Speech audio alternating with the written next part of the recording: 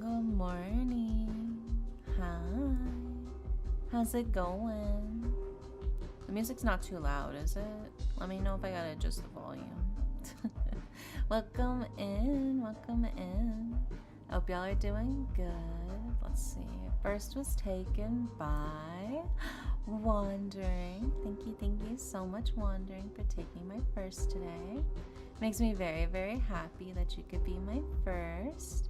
Daily Pillows, we've got Jacob on YouTube. Hi, Jacob.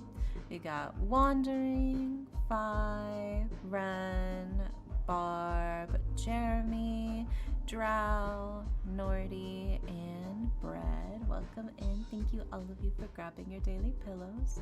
Also, Berserk, too. Welcome in. Hope you all can be nice and comfy, cozy with your daily pillows. We have so many romance games to play. Like, we're playing 2 this week, today and tomorrow. Playing this one right now, which is, this one's a demo. And then we're playing a teacher romance game tomorrow, which is exciting. And then when May hits, beginning of May, is the Otome game celebration. So we'll be playing a lot of romance games, which I'm super hyped for because I'm a big romance fan. So we are currently, yeah, we got vampires. So I ran a little poll in my Discord just to see which version we should play because, okay, so this demo is actually really cool because you can pick the 2 main characters right here are both the 2 player characters. So you play as either one of them, depending on, you know, what you want to be. So we can either play as Circe, who is a vampire detective, or we can play as Dante, who is a hellhound werewolf cop, right? So they have their own unique stories and their own unique love interests. So Dante has his 3 love interests over here, which by the way are all guys. So Yowie, let's go. We love that for him. And then Circe has her own love interests over here. So you can either go classic Otome route with the 2 guys, or there's a little Yuri route right here. Look at that. So yeah, it's basically 2 games in one.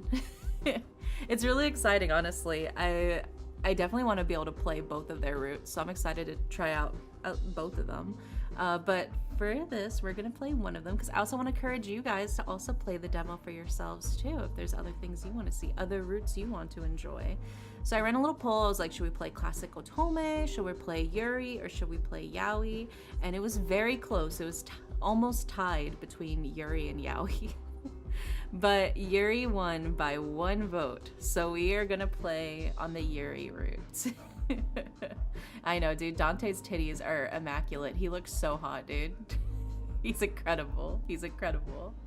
So, I'm hyped. I have the link to the Kickstarter in the description and in the pinned comment. So if you guys do enjoy this demo and you want to support the devs, you can either wishlist the game on Steam, and you can also support them directly on Kickstarter to help them actually fund making this a full, like, completely full game. But before we get started, there are some content warnings, just so you guys know what you're getting into.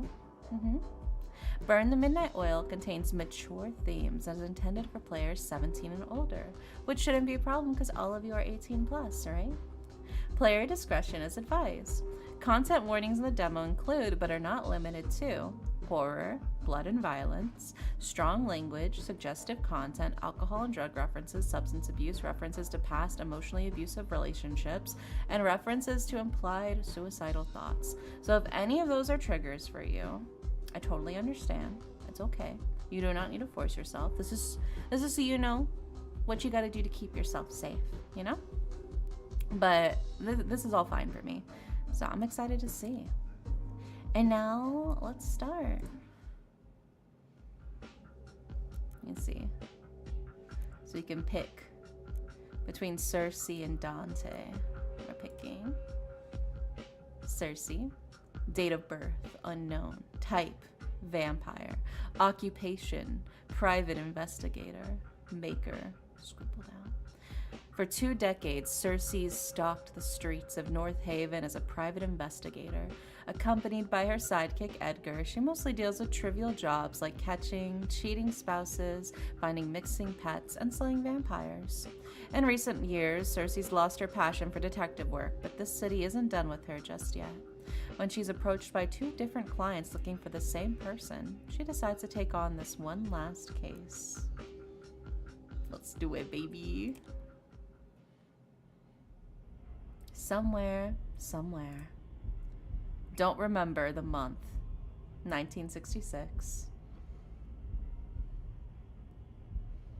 Something not quite human sits on the edge of a stranger's bed, leisurely lapping at the blood coating her fingertips, savoring her leftovers. She turns her head to stare at tonight's meal. A handsome man currently lost inside his dreams. She wants to be certain she's not imagining the steady rise and fall of his chest. The last thing she needs is a trail of bodies leading them to her. But even the imprints of her teeth on his fair skin have already faded. When he wakes up tomorrow, his memories of the entire night, of her too, will be gone. He'll go on with his life like he had never met her. He'll get married, have a kid or 2, grow old, die. She'll remember him for a while, but she won't be sad about it, or miss him, or ever ponder what could have been. He's not the first male whose bed she seduced herself into, and he could never be the last. So pretty. Her eyes trace the stranger's features one last time, searching in vain for a different face. His face. Before your humanity was stolen from you, could you have been anything like this man? Or have you always worn your penchant for destruction with unbridled pride? When the stranger stirs in his sleep, she accepts that she won't find whatever it is she's looking for here. The time has come to part ways. Sweet dreams, Arthur. At least she thinks that was his name. The art's so pretty. I know, dude. I love the art style. It's so gorgeous. Maker. It is midnight, and I am writing to you from yet another city whose name I couldn't be bothered to learn. I'm not sure what day it is, or how long it's been since I bid you goodbye for the last time. Maybe it's been days, maybe it's been weeks, Maybe it's even been years. Since your death, I haven't had anywhere to call home. I only stay in one place long enough to take shelter while the sun is out, and then I'm back on the prowl. So, hi, Tengu. It's mostly men. I desperately want them to remind me of you, even though none of them look anything like the you I knew. Living or dead, I suspect no one will ever remind me of you. I should probably be grateful for that, shouldn't I?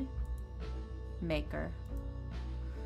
I've taken a hunting every night just to keep sane, but I don't think it's working.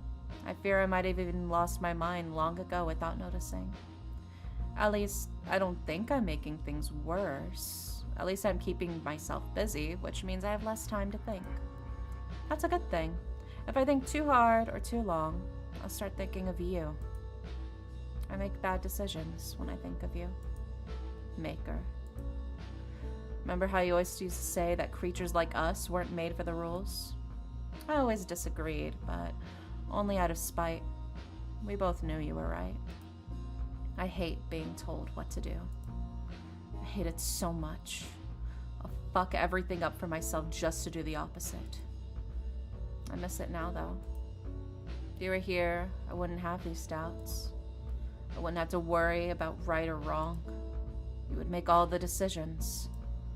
You alone would be responsible for the terrible, terrible consequences of our actions. Without you, I find that I'm no longer just lonely. I'm alone. You promised me even death could never tear us apart. So why didn't you take me with you? Shit. She slinks away from the crowd, seeking shelter in the shadows of the nearest alleyway. It's awesome how all the vampire noir themes are blending with this character. I know. I love a good noir. I love a good supernatural. I love a good romance. This is very, very good. It's very juicy. Shit. So this is it? All those years led to this? She's still doing the exact same bullshit she used to do when she was trailing after him. Only now she's doing it alone. And to what end? What is the point of living like this? How can you even call this living? What? She almost doesn't dare to say it. What if I just ended it? She already died once. Her second death doesn't even have to count. Some might call it suicide, but Circe gave up on heaven a long time ago. If such a place even exists, she was barred from entry many murders ago. All things must end someday anyway. Perhaps it's my turn now. That thought brings her a strange sense of peace. She slows her heart down, leans her head back against the brick wall, and just listens. She hears traffic. She hears laughter. She hears music. She hears colleagues stumbling to the next bar, arguing over who owes the next round. She hears couples spilling out of the cinema, giggling and necking and whatever couples do. If she really, really strains her ears, she can even hear a couple homeless drunks laughing their asses off over a joke that definitely doesn't deserve such unfiltered glee. It all sounds like life. Fuck. All these years. And she's ready to kick the bucket because what? Because he's gone? She can't even make it a year without him? How is that fair? It's not. It's not fair at all. It's stupid. It's stupid, and worst of all, it's humiliating. She's mourned enough, doubted her decisions enough. She wants to live, so she's going to live. Yeah, that's right. She'll keep going out of pure fucking spite if that's what it takes. Something drives through her chest, narrowly missing her undead heart. Thump, thump, thump, thump, thump, thump, thump. There's a heartbeat. Beating so violently it has to hurt. It takes her longer than it should to remember that it can't be hers.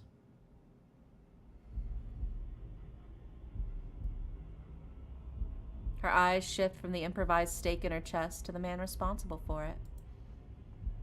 Perhaps he's more of a boy than a man. He can't be a lot older than she was when she changed. Not that any of that matters right now. A stake to the heart? How medieval of you. The man, boy, doesn't respond. He's busy watching in horror as she rips the stake out of her chest. She doesn't flinch at the pain. It's there, like an incessant little bug, but it doesn't really hurt. Never does anymore. If I may offer you some advice for the next time you decide to try to murder one of us, don't bother with the classics. Crosses, garlic, and all that nonsense. None of it works. Except the sun, but she's not so stupid that she's omitting that part. Don't be afraid. She takes one step forward. He's trembling now, but still, not a word. You're the one who tried to kill me. Shouldn't I be the one to fear you? She catches her hand right before it touches his face. She hadn't even realized she was reaching for him. It's a bad habit of hers. She's always cold, so she's always reaching for warmth. Why don't we play a game? Why don't you guess what can kill me? She doesn't like the silence. She wants to make him talk. If you get it right, I'll even reward you. Generous, no? More silence. This isn't some trick.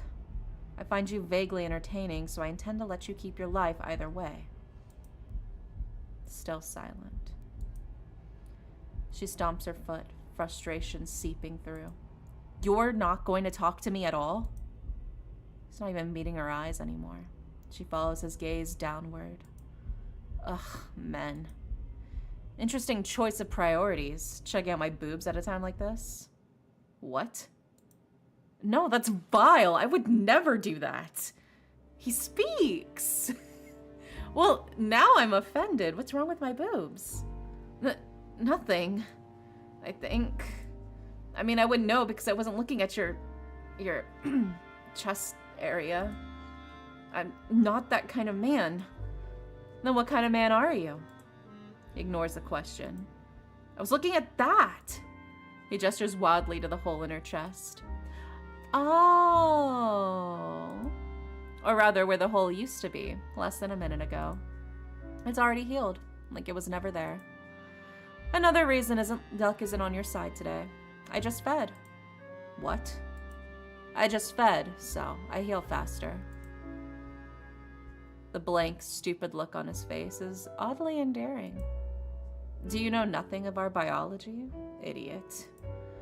What did you say to me? I called you an idiot. Would you like me to repeat that? He whips out the knife she already knew he was hiding in the pocket of his coat. Don't patronize me. He points the blade at her. Or call me an idiot. Behave like an idiot, I'm gonna call you an idiot. Simply smarten up if it bothers you. Think I care what you think of me, you leech? Evidently, you're not particularly good at hiding your thoughts.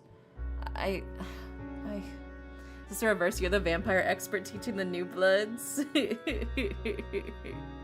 Yeah, I'm the vampire expert who is a vampire. Yeah. Why are you dragging this out?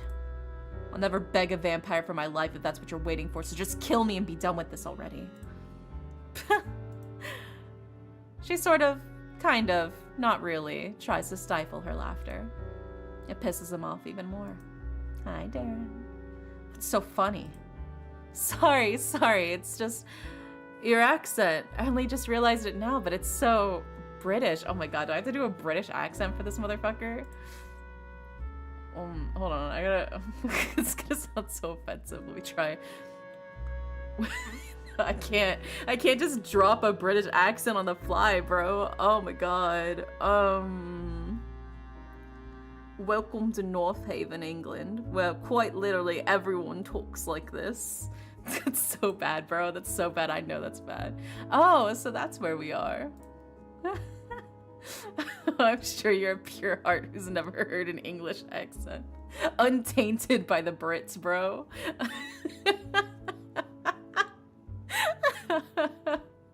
Oh no, what a shame just to act British. I know. Fuck, dude. Oh, damn. I was trying to behave for you. Just your style, bruv. She's British, yeah. She looks around, taking in her surroundings for the first time. She's not sure how she got here. But it doesn't matter anymore, does it? She's here now. You're not from here. What gave it away? Your accent. Are you American? When it's convenient. Suppose it doesn't matter where you come from. You still fit in perfectly with other bloodthirsty freaks in the city. You amuse me. I definitely can't kill you now. Why not? Why? You almost sound disappointed. Of course not. Doesn't matter what I want. You should do it anyway. Why? Because we can't both walk away from this. It doesn't work that way. Says who? He rolls his eyes. Hi, coffee. When it's convenient, Dante was mad, smart, and sexy. Yeah. How about this? If you don't kill me first, I'm gonna stab you in the back as you walk away. That silly little kitchen knife? I've seen babies with stronger grips on their toys than you've got on that. His grip loosens. Meanwhile, I could kill you with minimal effort. Right here, right now. I could snap your skinny little neck with my bare hands and not even break a sweat. Only, that wouldn't be very fun now, would it? I don't kill as often as you may think, so I like to take pleasure in it when I do. I'd like to make it slow. Slice your neck, but keep the cut shallow enough that I have to suck the blood out. I prefer to drink straight from the tap, you see. More intimate that way. Once I've drained you, I'll dump your corpse behind one of those bins and skip town. By the time someone finds you, I'd be long gone. Nobody will even know I was here. He lowers his knife, averting his eyes to stare at nothing in particular. Do what you want. There's no one left who would care enough to try and find me anyway. She recognizes the frustration in his eyes all too well. She's seen it countless times in her own reflection. Monsters took someone from him, just like a monster once took someone from her. Well, no one will have to. As I keep saying, I'm not going to kill you. He hurries to object, but she lifts a finger, and that's enough to shut him up. And you can't kill me. You're bold, I'll give you that, but I don't think you could even kill the weakest of us.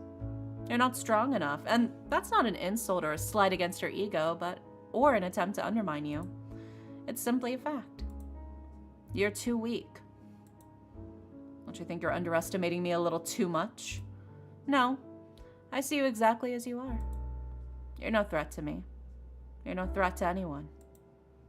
You want revenge, but for whatever reason you can't kill the one you actually want dead, so you poured all your resentment into the first vampire you could find. Me, apparently. Maybe you thought I'd be an easy kill. Maybe you really thought you could do it. But if I had to guess, I think you knew you would fail. I think you wanted to die. I imagine you've changed your mind now. Staring death in the face, you're no longer so tough. Still, your pride prevails, so even if anything I just said happened to be the truth, you'd never admit it. Would you? He drops the knife to the ground, and Circe knows she's got him. He's not weak because he feels fear, or because he looks at her like she's a person deserving of empathy, or worse, sympathy. He's weak because he was born that way. Circe was much stronger when she met the one who made her. Her maker had spent an eternity mastering the art of pretending to be something he'd never be again. Yet when she laid eyes on him, she'd still seen him for what he really was. A monster. But even knowing that, she'd still lost to him. She'd still been too weak. I need that. Not anymore, though. If you'd like, I could teach you. Seeing his confusion, she elaborates. How to kill vampires, I mean. You would teach me to kill your own kind? Yeah, why not? No matter how much of an idiot you think I am, surely you don't think I'd believe that's a genuine offer. Your kind prey on the weak, but you're loyal to your own. Even I know that much. He's not wrong.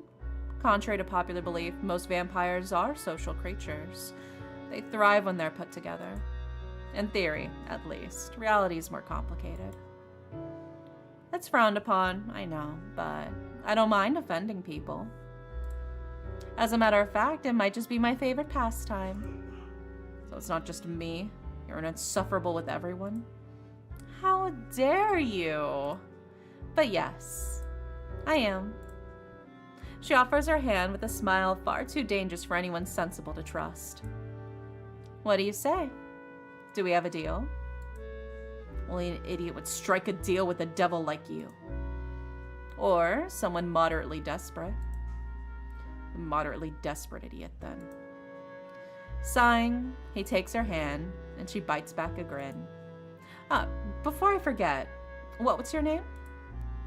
Edgar James Thorne. That sounds so pretentious. I'm gonna call you Eddie, okay? If you must. What about you? What's your name? If I told you, would you even use it? Well, yes. That's what people do, isn't it? Call each other by each other's names. It's been a while since anyone had used her name, but she supposes it would be rude to withhold it from him now. They call me Circe. So may you. His grip on her hand tightens. I want to ask you something, Circe. Yes? When you taught me all that you can, what's going to stop me from killing you? She allows herself that grin now, showing him all of her teeth. Nothing but your own compassion. I know, I wish the box had also changed his name to Eddie too. That would have been really cute. North Haven, 1986. This is like, like 20 years later, if I remember correctly. Finding Elysium isn't difficult. The dark doesn't bother Circe the way it might others. Even if it did, she's navigated these tunnels enough to remember each step. It's getting inside that poses some trouble. It wasn't always such a hassle. Circe was one of the regulars at Elysium, cautiously welcomed by its patrons because of her relationship with Lazarus. It's been 6 or so years now since she'd warned to never show her face here again. Of course, that flimsy ban had never stopped her before, nor will it stop her tonight. The bouncer standing guard cut straight to the point. Since you managed to find your way here, I'll take it you got an invite? It's not a question. Lazarus paid a pretty penny for the spells that ensure only those with an invitation will ever reach Elysium. Fortunately for Circe, no one remembered to amend those spells when she was banned. Oh, you don't recognize me? Should I? Yes. But given that she doesn't recognize him either, he's probably new. Lucky me. What do they call you? He might not recognize her, but he's definitely been warned of her name. She thinks quick. Donna. It's not going to be on the list, but it doesn't need to be. That's what her talent is for. Donna, Donna, Donna. Flips through the guest list till he hits the bottom of the last page. Yeah, no Donna. He takes a more aggressive stance, but it's all bravado. He reeks of insecurity. She will gladly exploit that. It has been a while, hasn't it? I might be rusty. Ooh, what do we pick? Seduce him, intimidate him, or persuade him?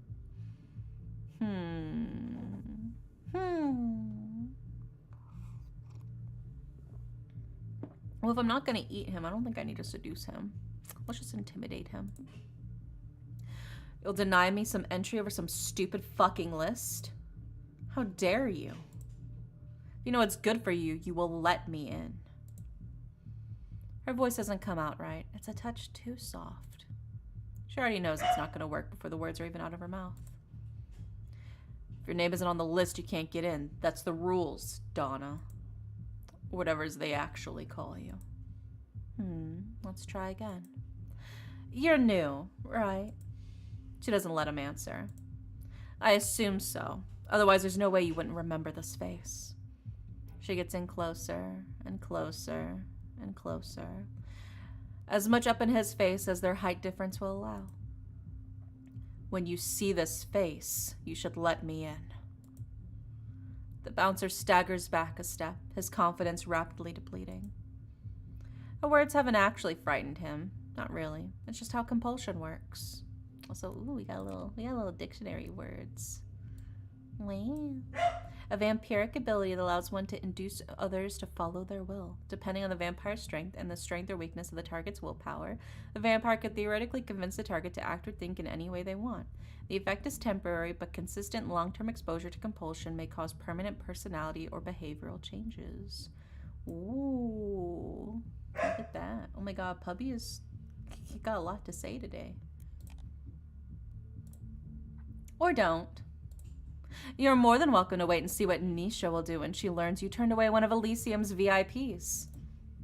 She's not known for her mercy, but you are new. Perhaps she'll take pity on you.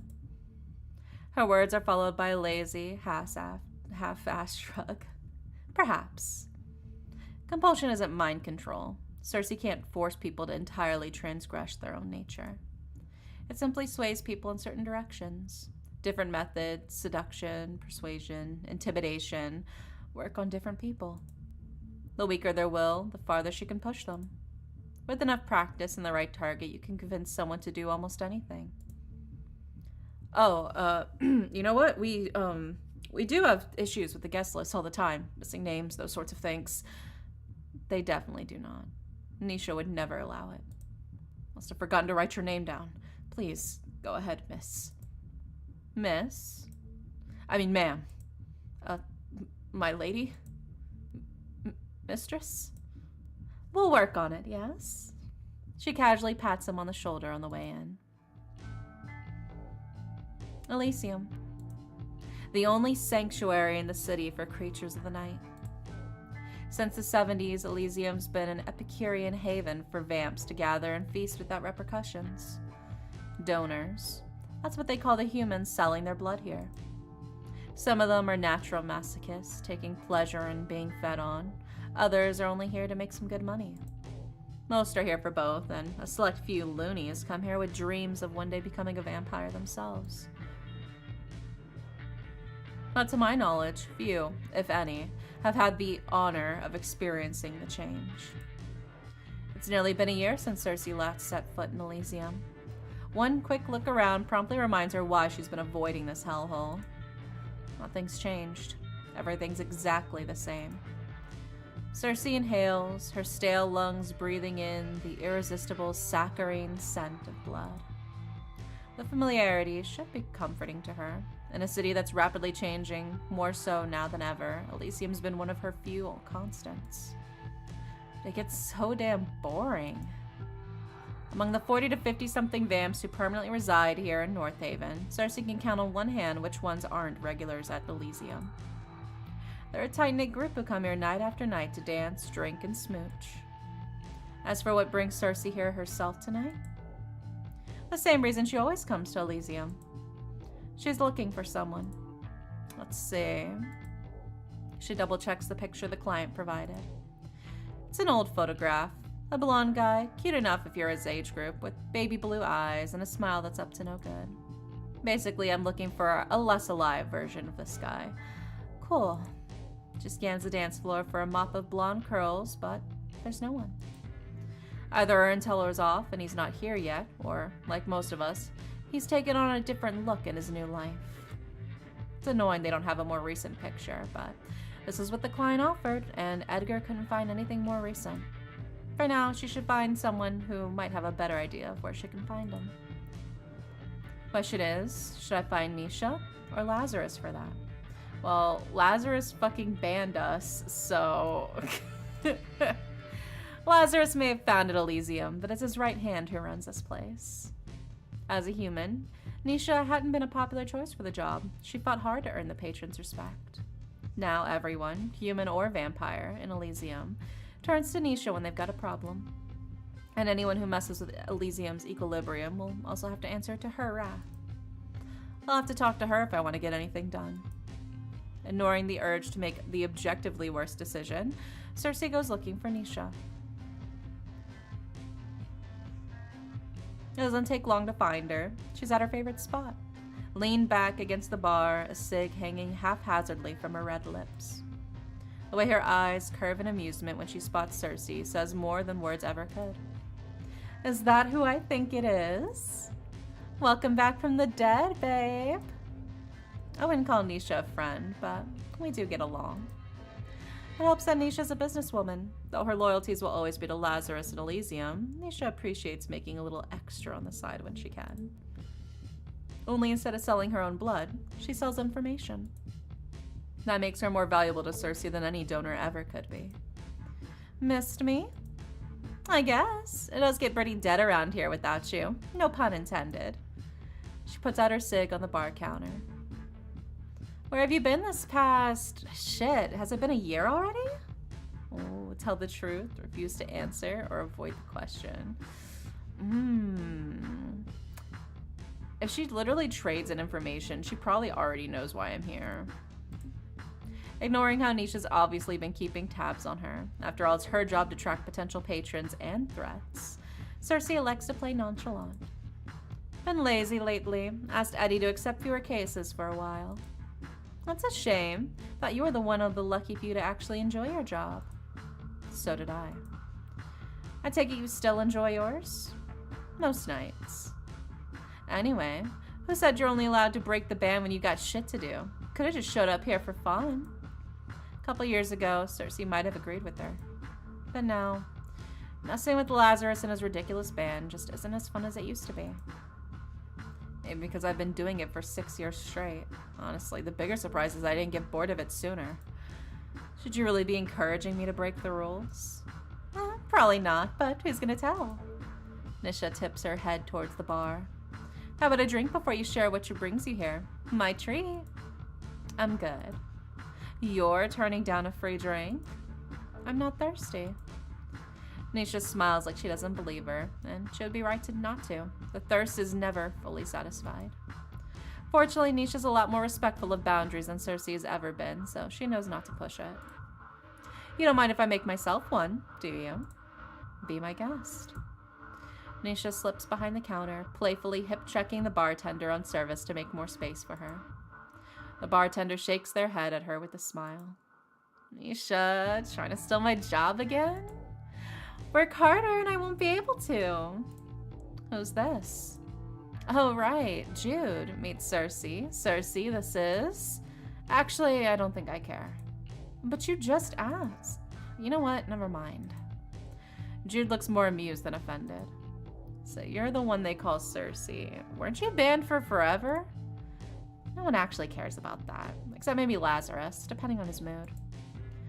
Then why do you continue to make it a pain in the ass for me to visit every time I've come? Does it matter? You always find a way in, don't you? No thanks to you. Circe eyes Jude, who's watching their interaction with strange interest. You're new. Sort of. Jude, you said? Yeah. Like the song? Their skin can't flush, but they still look bashful.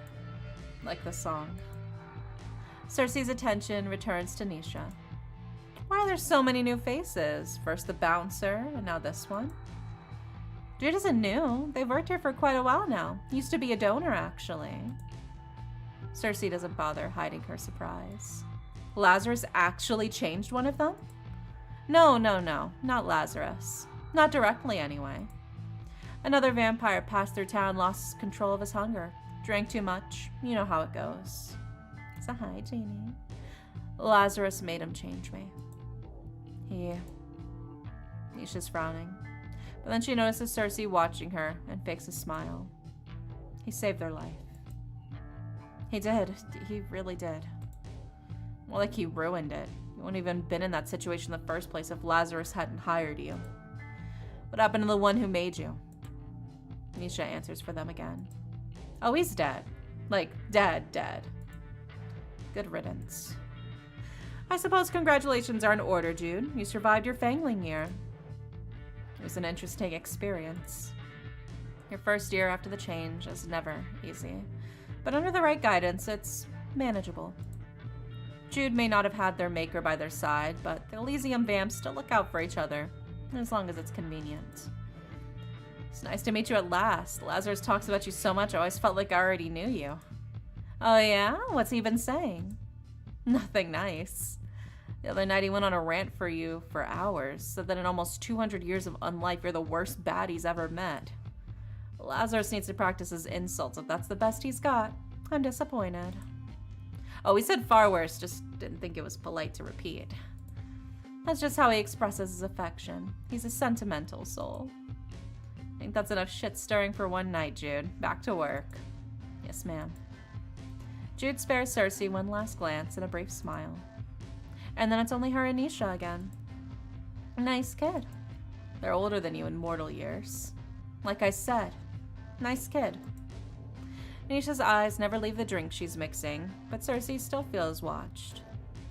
So, if you're not here to keep me company, why are you here? I'm looking for someone. To be a little more specific.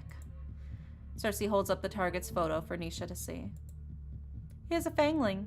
I don't know what they call him, but our client says he's been lurking around Elysium the past couple nights. I'm hoping I'll find him here tonight, too. Nisha isn't even looking. Circe pushes. Recognize him? No one set foot in Elysium without Nisha knowing. Nisha knows Circe knows that, which is why they both know it's total bullshit when Nisha barely glances at the picture before she shrugs. Boys like that are to a penny in North Haven. What makes you think I would remember? Here we go. Unless you got something to remind me. You only get greedier and greedier. Thankfully, greed is easy to work with. Circe slides a few pounds over the counter, and Nisha's quick to tuck it away inside her pocket. Suddenly, she's got a bounty of information to share. They call him Seth, and your intel's not wrong. He's a fangling and a fairly fresh one, too. Maybe a couple weeks dead, give or take. He has no one. Whoever made him, they're no longer in the picture, which doesn't spell great odds for him in this world. He's only been here twice before, but he should be here tonight unless he's too scared. Why would he be scared? He's been on trial so far. If he wants to stay on the list, he needs to start paying. But without a job or someone to sponsor his undead life, well, let's just say his options for gathering enough information and money aren't exactly legal. Not that we care how he earns his keep, as long as he doesn't bring us any unwanted attention. Though, now that you're after him, I guess I can forget all about that. He definitely won't be able to pay after you're done with him. I'd say I'm sorry, but you're not. I know. Nisha strains her drink into a chilled martini glass. Can I ask what he did? I'm sure you already know. Why pretend you don't? Nisha sips her drink. Circe waits. If I let you do this, I don't need your permission. Nisha rolls her eyes. Fine, you're right. I do know Seth's a piece of shit and doesn't deserve to exist. Most of Elysium's clientele, including yourself once upon a time, are pieces of shit who should be dead. Doesn't mean you can kill all of them. I'm only allowing it this time because Seth isn't a regular piece of shit. He's a piece of shit whose body count is going to lead pigs to our door. And I really, really, really don't want to see Orion's holier-than-thou mug more than I absolutely have to. So whatever you're planning to do to Seth, spare me the gory details. The less I know, the better for both of us. Go ahead. Just don't do it anywhere near Elysium. We have a zero-tolerance policy towards violence between vamps here, in case you forgot. How's that going for you, by the way? Just asking, since your zero-tolerance policy towards me is hardly being enforced. You're already banned. What are we supposed to do, ban you again? You could unban me if you're not going to put any real effort into keeping me out. Nisha attempts a weary smile, but ends up sighing instead. You act like it was my decision. Oh, right, I almost forgot. No matter how much you like to pretend otherwise, you're still Laz's little minion. Fuck off. You don't even like it here, babe. Every time you come, all you do is complain, complain, complain. And you should know better than that to take this personally. You dated him, you know. You know what Lazarus is like. Love and hate, romance and violence, making love and fucking. It's all the same to that beautiful, messed up mind of his. Another sip of his drink. For what it's worth, he really does miss you.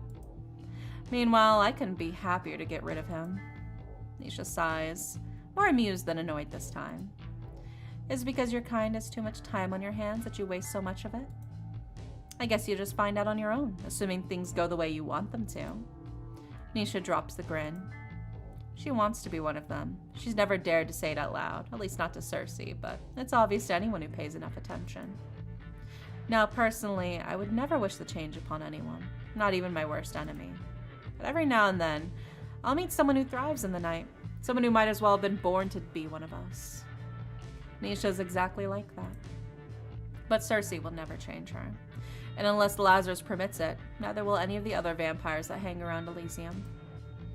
Nisha's only chance is Lazarus. Well, we'll see how that turns out for her. Speaking from experience, he loves to disappoint. Back to the Fangling. Will you keep an eye out for him, please? Pretty please? All right, all right. I'll even send him your way if I see him. In return, you make sure he's dealt with far away from here. Deal? Sure. I'm serious, Circe, unless you want Lazarus to learn of our little partnership. Circe couldn't care less if Lazarus learns that Nisha's been working with her detective agency for years now. It's not her who's going to get in trouble. It'll be Nisha, his right hand, who gave away the intel on his clients at his club. But it'd be inconvenient to lose our best informant. Also, Eddie would nag about it for nights. I'll be discreet, don't worry. That's all I ask.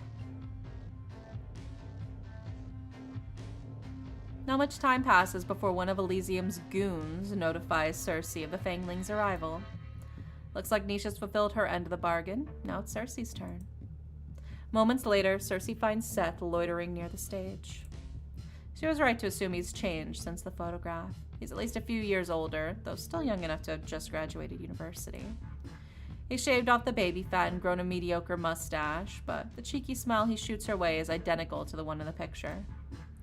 For a split second, Circe hesitates. He still looks so young, so full of life even in death. Then she remembers what he's done. She remembers the woman he's hurt. She remembers that he deserves this. Hey! He's grinning from ear to ear, a little too brightly for someone who's supposed to be dead as she closes in. Well, hello. What do they call you? Does it matter? You're welcome to call me whatever you want. Really? Typical of a Fangling, Sleth is a slave to his own impulses.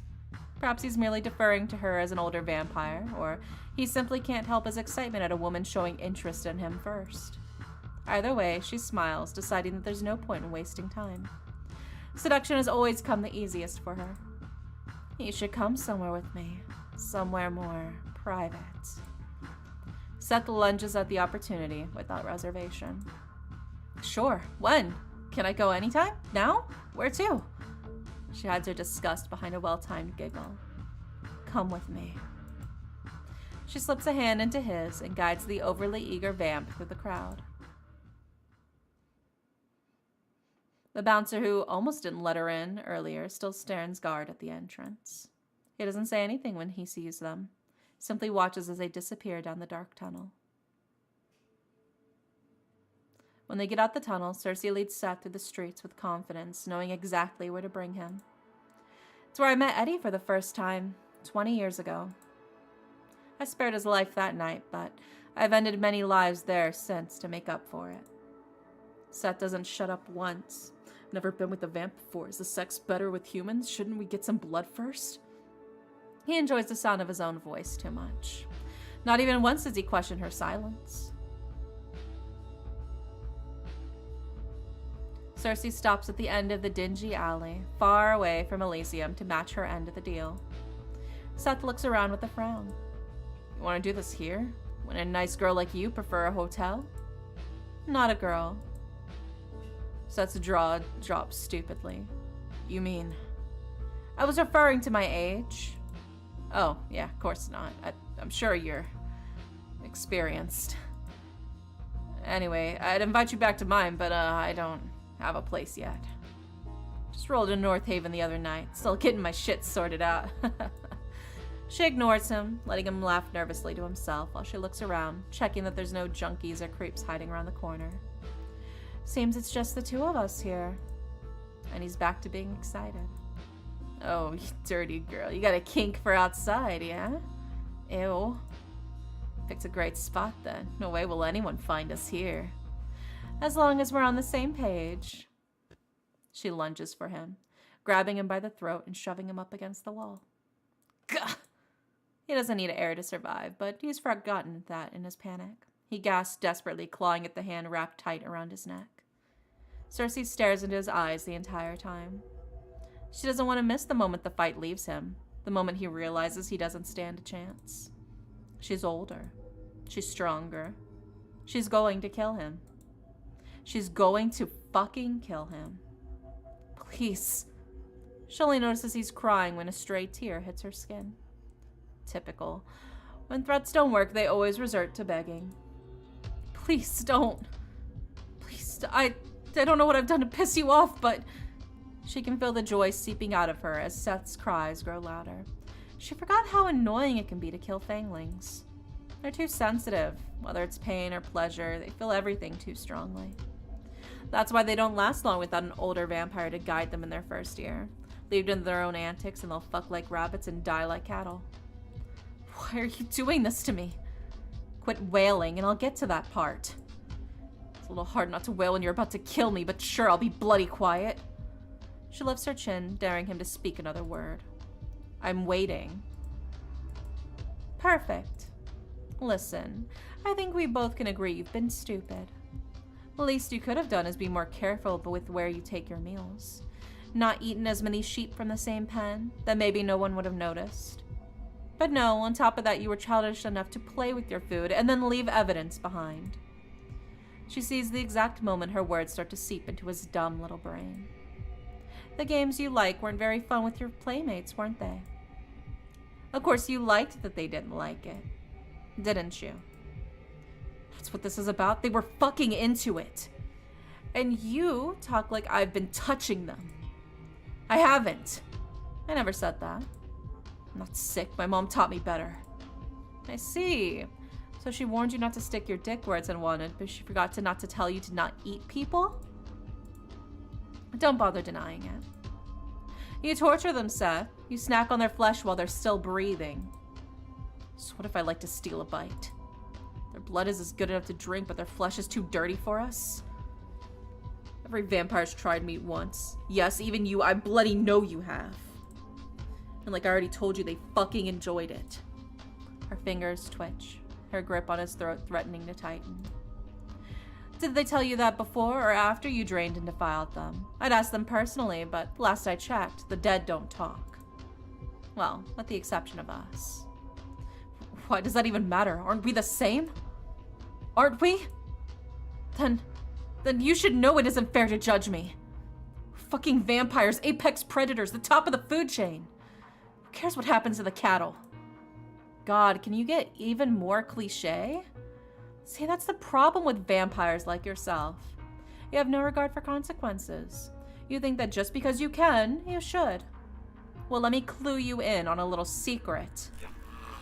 She squeezes hard, strangling him. You shouldn't have. Release him. You've got to be kidding me. Release him. I will not repeat myself. There's only one vampire in the city who would dare order Circe around like that. Abraxas. This is your final warning, Miss Circe. I strongly recommend you heed it. I heard you the first time, Abraxas, but I'm not one of your lapdogs. You should ask nicely if you want me to do something for you. As if playing nice with you has ever done any good. How would you know? You never tried. You're trying to distract me, but your efforts are in vain. Tonight I have even less patience for your antics than usual. Seth is under the protection of the supernatural secrecy force. If you harm as much as a hair on his head, you will be in defiance of North Haven's supernatural law. Purely out of childish spite, she considers plucking a hair from Seth's head just to prove a point. It'll grow back in seconds, after all. Release him. Let me handle him. It's not as if this would be my first crime. I've broken at least 2 laws just tonight. This is a serious matter. How serious? I cannot say much. Just know that Seth is our only witness to an important investigation. I am? He is? In her surprise, Circe drops Seth on his behind. Seth scrambles to his feet, running to hide behind Abraxas' opposing frame. It's hard to tell, but beneath that thick jacket, Abraxas is hiding almost 6 feet and 5 inches of lean muscle. Bro, tall as fuck, dude. Jesus. If only he'd use those muscles for something productive. Like throwing me around a bedroom. Jesus Christ, bro. But I digress. Normally, no self-respecting vampire would run to an SSF agent for help, but Seth either doesn't know that or... Yeah, no, he definitely has no respect for himself. Follow me. One of my agents is waiting for us around the corner. Hey, where do you think you're going? I'm not done with you. Abraxas answers without pause. I am. I'm not!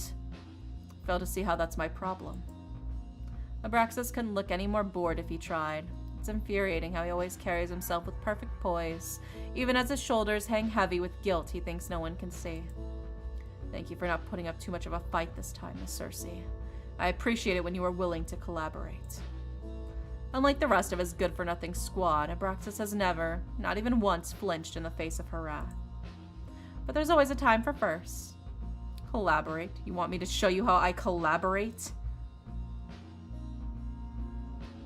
She storms up to him. Even in heels, she has to glare up at him, but the height difference has never intimidated her.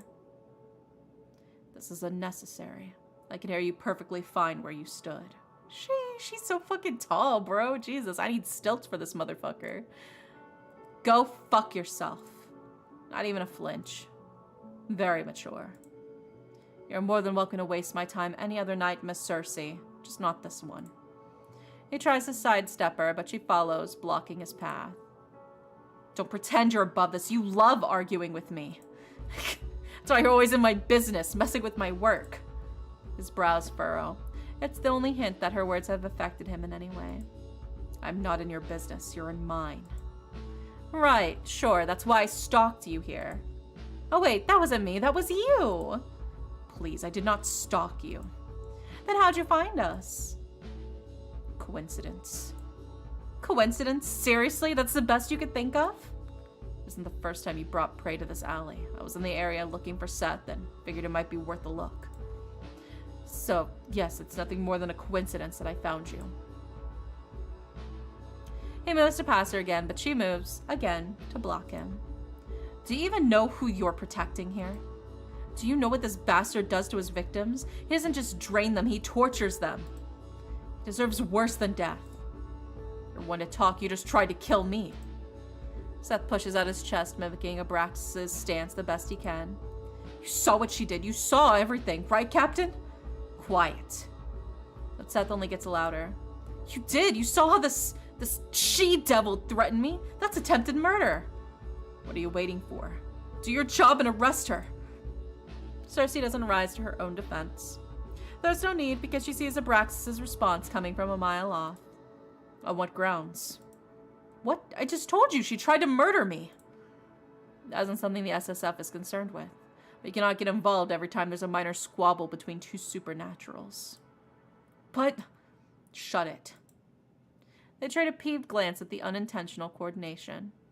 After a stony stare, Abraxas is the first to break the silence. You have no authority here, Miss Circe. Now go on your way and I'll go mine. The palm of his cold hand goes along the small of her back, gently pushing her aside. Then he grabs Seth by the elbow to drag him to the mouth of the alley. Circe follows, right at their heels. What happens to him after you get what you need? We'll follow protocol and release him. But he's a criminal. Because he's predictable like that, Abraxas just offers her the usual spiel. The SSF is a counterterrorism and intelligence agency. We investigate and neutralize supernatural threats for the greater good of society. We have neither the time nor reason to chase down all the addicts, muggers, and vandals who haunt these streets. But even if I wanted to do something, we have no case against him. I cannot abuse the law by detaining him without further proof of crime. My word is your proof. Have I ever lied to you before? Many times. But I'm not lying this time. Abraxas pauses, turning to look at her. She meets his assessing stare with confidence. If you have proof that this vampire has violated supernatural law, you should gather your evidence and report it to the Supernatural Crime Division. I'll put in a word with the inspector, whoever's on shift, to make sure he's looked into as soon as possible. And if he is indeed guilty of the claims you make, I'll personally ensure he gets what he deserves. Now will you please step aside and let me do my job? She steps back, hiding her fangs between tightly pressed lips. Fine. She's not gonna report shit. By the time they get through the backlogs to his file, Seth will have already fled the city. She'll surrender him to the SSF custody for now. There's no other option. But as soon as he's out of their sight... Seth snickers under his breath. Serves you right, you stupid 1 second, Seth's taunting her. The next, he's curled up on the floor, clutching his broken nose as he cries out in pain. Oh, fuck! What was that for? It happened so fast, she almost missed the look of uncharacteristic rage on Abraxas's face. Mind your tongue in the presence of a lady. Oh my god, wait. Actually? pushes hair behind ear. Oh my gosh. Clearing his throat, he actually has the audacity to look sheepish when his eyes meet Circe's. We'll take a detour. The nose will heal before we reach the office. Hope your car crash is on the way. For a split second, she thinks she sees the ghost of a smile grace his lips. Great, now I'm hallucinating. Good night to you too, Miss Circe. Oh my god, look at their little push and pull that they have here. Oh my god. Look at that. She doesn't watch them leave. She's too pissed to spend another second here. Oh my god, she turned into a little bat. When she's certain she's alone, she transforms and flies into the night. Look at her. She's a little bat. Oh my god, dude, bats are so cute. Circe flies to an open window of her flat. Miss Circe, Miss Circe, Miss Circe. She transforms just in time to land on her feet inside. Yeah, she's a little ibby bat. Yeah. Who the hell does he think he is? She stalks around the tiny space, tearing off her clothes while cursing Abraxas in every language known to mankind. She's never been more frustrated. She pulls to a stop in front of a mirror so she can adjust her underclothes and check her makeup. But a reflection makes her pause. Sometimes, I wish the myths were true and vampires didn't have reflections. When she sees herself in the mirror, she can never resist picking her appearance apart. The red lips, painted that color so her mouth would match her eyes. The black hair she frantically restyles with every change of the seasons. The body that stopped aging the year she turned 22, only a few days short of 23. She tries to carry herself to show she's older than she looks, but staring herself down in the mirror, she can't help but feeling hopelessly young. In the near 100 years of her existence, she's invented herself dozens of times. So why do I still look so like the girl I used to be?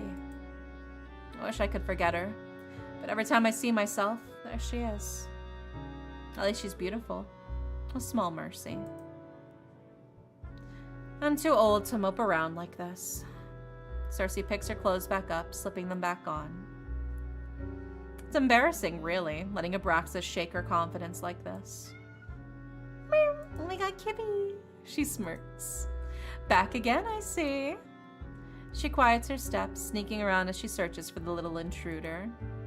Come out wherever you are. She catches the culprit under a haphazardly discarded bra. Her neighbor's cat. Aww, how'd you manage to escape your owner this time? She psst at Ellie, luring her from her hiding spot. She's not sure the sounds actually make a difference. The cat just really seems to like her. Why else would you sneak in here all the time, She picks the cat up, cradling her arms, and presses a kiss to her head. Poor Miss Harris has to be worried sick about you. Wait here, I'll have Eddie take you home. Oh, I'll take that as a yes, ma'am. Good kitty. Downstairs, she finds Edgar hunched over his desk, nose buried in mountains of paperwork. Sheesh! Yeah, I get it. When Eddie's working, he may as well be dead to the rest of the world. The only sign he's an actual living person, not an eerily realistic statue, is when his hand moves to scratch at his 5 o'clock shadow. Sometimes it's all too easy to forget that Edgar isn't the same boy I met 20 years ago. So hi, Sam. Edgar's the only human companion she's ever had. She knows the relationship isn't conventional.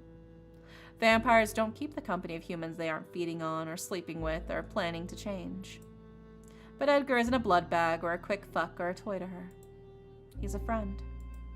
Perhaps your only friend in this world. When we first met, we looked the same age. Perhaps that's why it feels so strange to watch him grow while I don't. Growing old suits him. Where he used to be cute, now he's handsome. Oh my god. At least in her opinion, that is. Oh my god. Do we scare him or do we slip into his lap? Sheesh. I mean, I kind of want to tease him a little bit. Circe crawls over the desk and into his lap. She buries her nose in his collar and inhales. He smells the same as always. Like coffee, tobacco, and cheap body wash. Comfortable. Oh my god.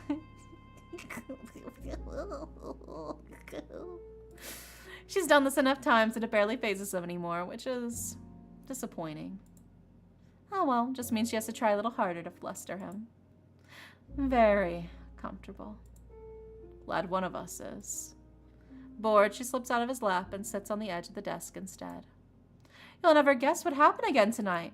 Abraxas messed up the job, didn't he? She was talking about Ellie, but being reminded of Abraxas sours her mood. How'd you know?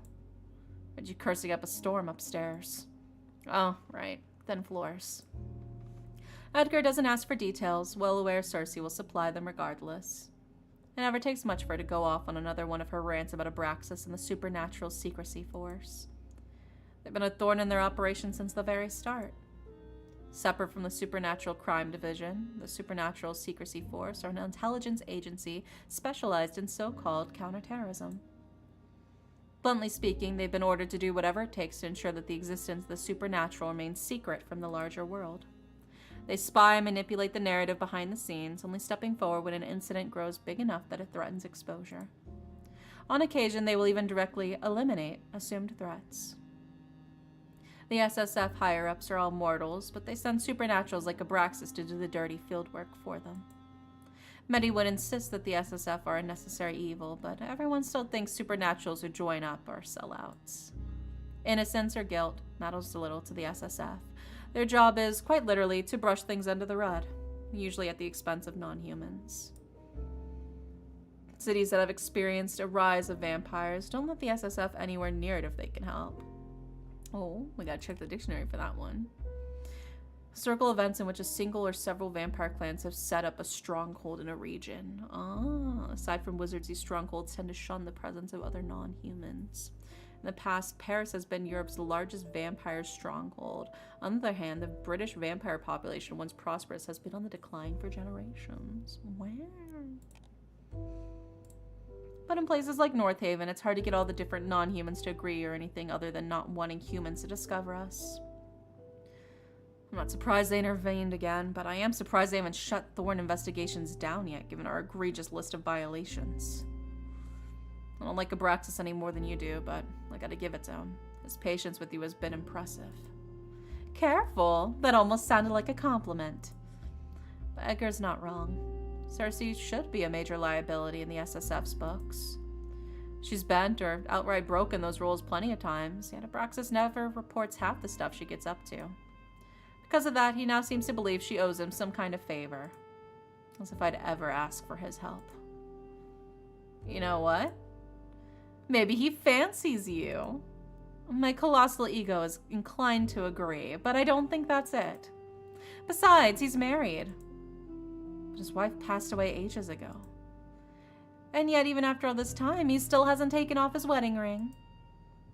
About 15 years ago, when they'd spoken face-to-face for the first time, it had been one of the first things she noticed about him. At the time, she'd been disappointed, assuming his wife was still alive. She'd done a lot of awful things without guilt, but sleeping with married men was something she'd like to avoid. In hindsight, she recognized she dodged a bullet, even if only barely. It's a long time. I suppose. Edgar scratches his nose bridge, giving away how nervous he is. It never fails to amuse her how easy he is to read. Well, that's... it's quite sad, isn't it? He must have loved her very much. Must be painful, missing someone that long.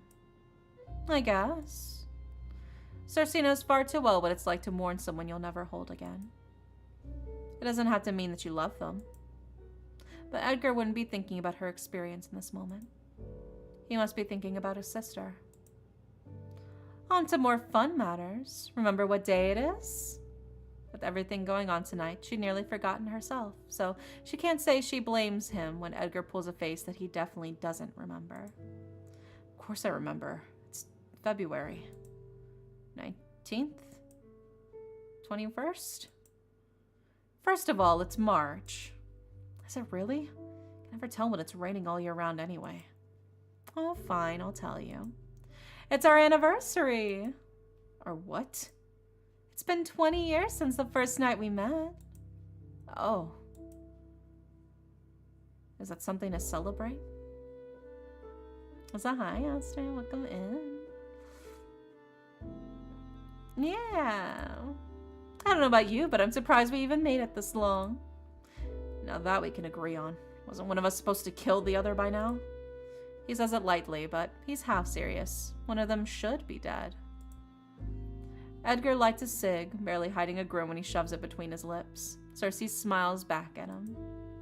This kind of banter has long been part of their daily routine. She provokes him, he retorts with some snark, they laugh or roll their eyes, then rinse and repeat.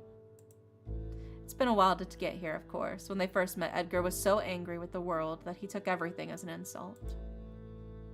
He's mellowed out over the years, gotten better at reserving his anger for when it's actually warranted. Most of the time. I should let our client know that we didn't get the fangling. Blah. It's annoying, but they don't have any other option. Their anonymous client was clear in their instructions. Seth must die tonight, or else no reward. With Seth in SSF's custody, there was no way they could get to him before the sun's up.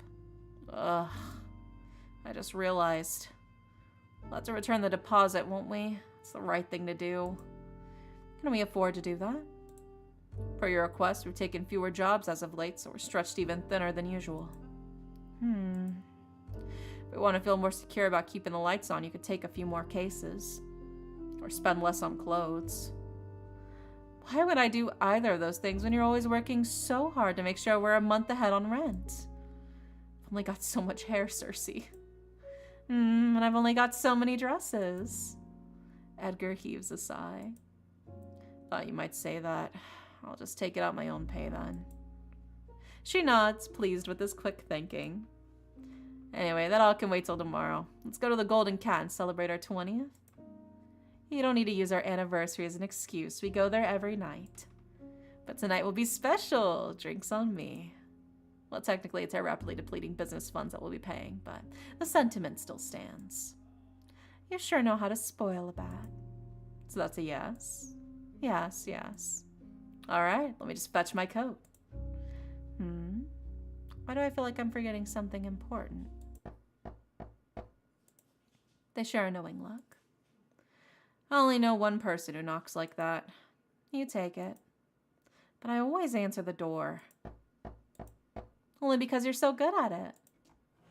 Edgar puts out his cig and walks over the door, opening it to reveal.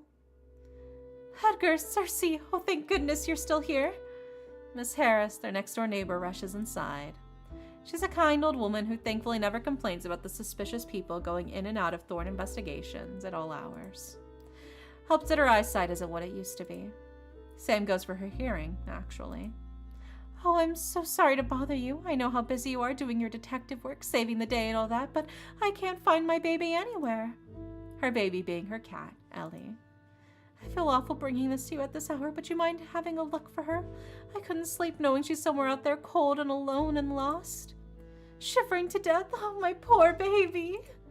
Her wailing's loud enough to wake the entire building. Edgar starts to sweat. Edgar doesn't look like he's in the mood to go on a cat hunt. Luckily for him, they won't have to. Good news, we already found her. Her bawling immediately stops. You did? Yes, she's upstairs. She is? Edgar guides Mrs. Harris to the sofa. She sinks with relief. Oh, how lucky I am to have the city's finest detectives as my neighbors. It's not that hard to find someone who's hiding inside your own home. Circe retrieves Ellie from upstairs, hesitantly returning her to her owner. Edgar watches the exchange with amusement. He's been nagging for ages that she should just stroll down to the shelter and pick up a cat of her own. Sadly, I lack the confidence to keep something living alive. Oh, thank you, thank you, thank you. Mrs. Harris hugs the cat to her chest, and Ellie lets out a not-so-pleased meow. You saved my baby again. How can I ever repay you two? That's nothing. We're glad to help you anytime, free of charge. Nonsense. I'll bake you biscuits and bring them over tomorrow. Knowing she wouldn't even be able to eat them, and the no good can come from having Mrs. Harris lurking around unnecessarily, Circe tries to tell her, there's really no need. We'd love that. Thank you so much. Seriously? Edgar looks offended. I'm always serious about dessert. Very good, Mrs. Thorne. It's very good for growing boys to eat plenty. Good joke. The only thing Edgar's growing is a pitiful beard. Edgar rubs his jaw. And for that, you need plenty of calories. Sure, sure. Circe gently helps Mrs. Harris get up out of her chair and guides her to the door. Whole way there, Miss Harris rambles about what she's going to bake tomorrow. Circe almost has to shove her out the door. When it's finally shut behind her, Circe turns to glare at Edgar. What? Would it be foolish of me to turn away free food?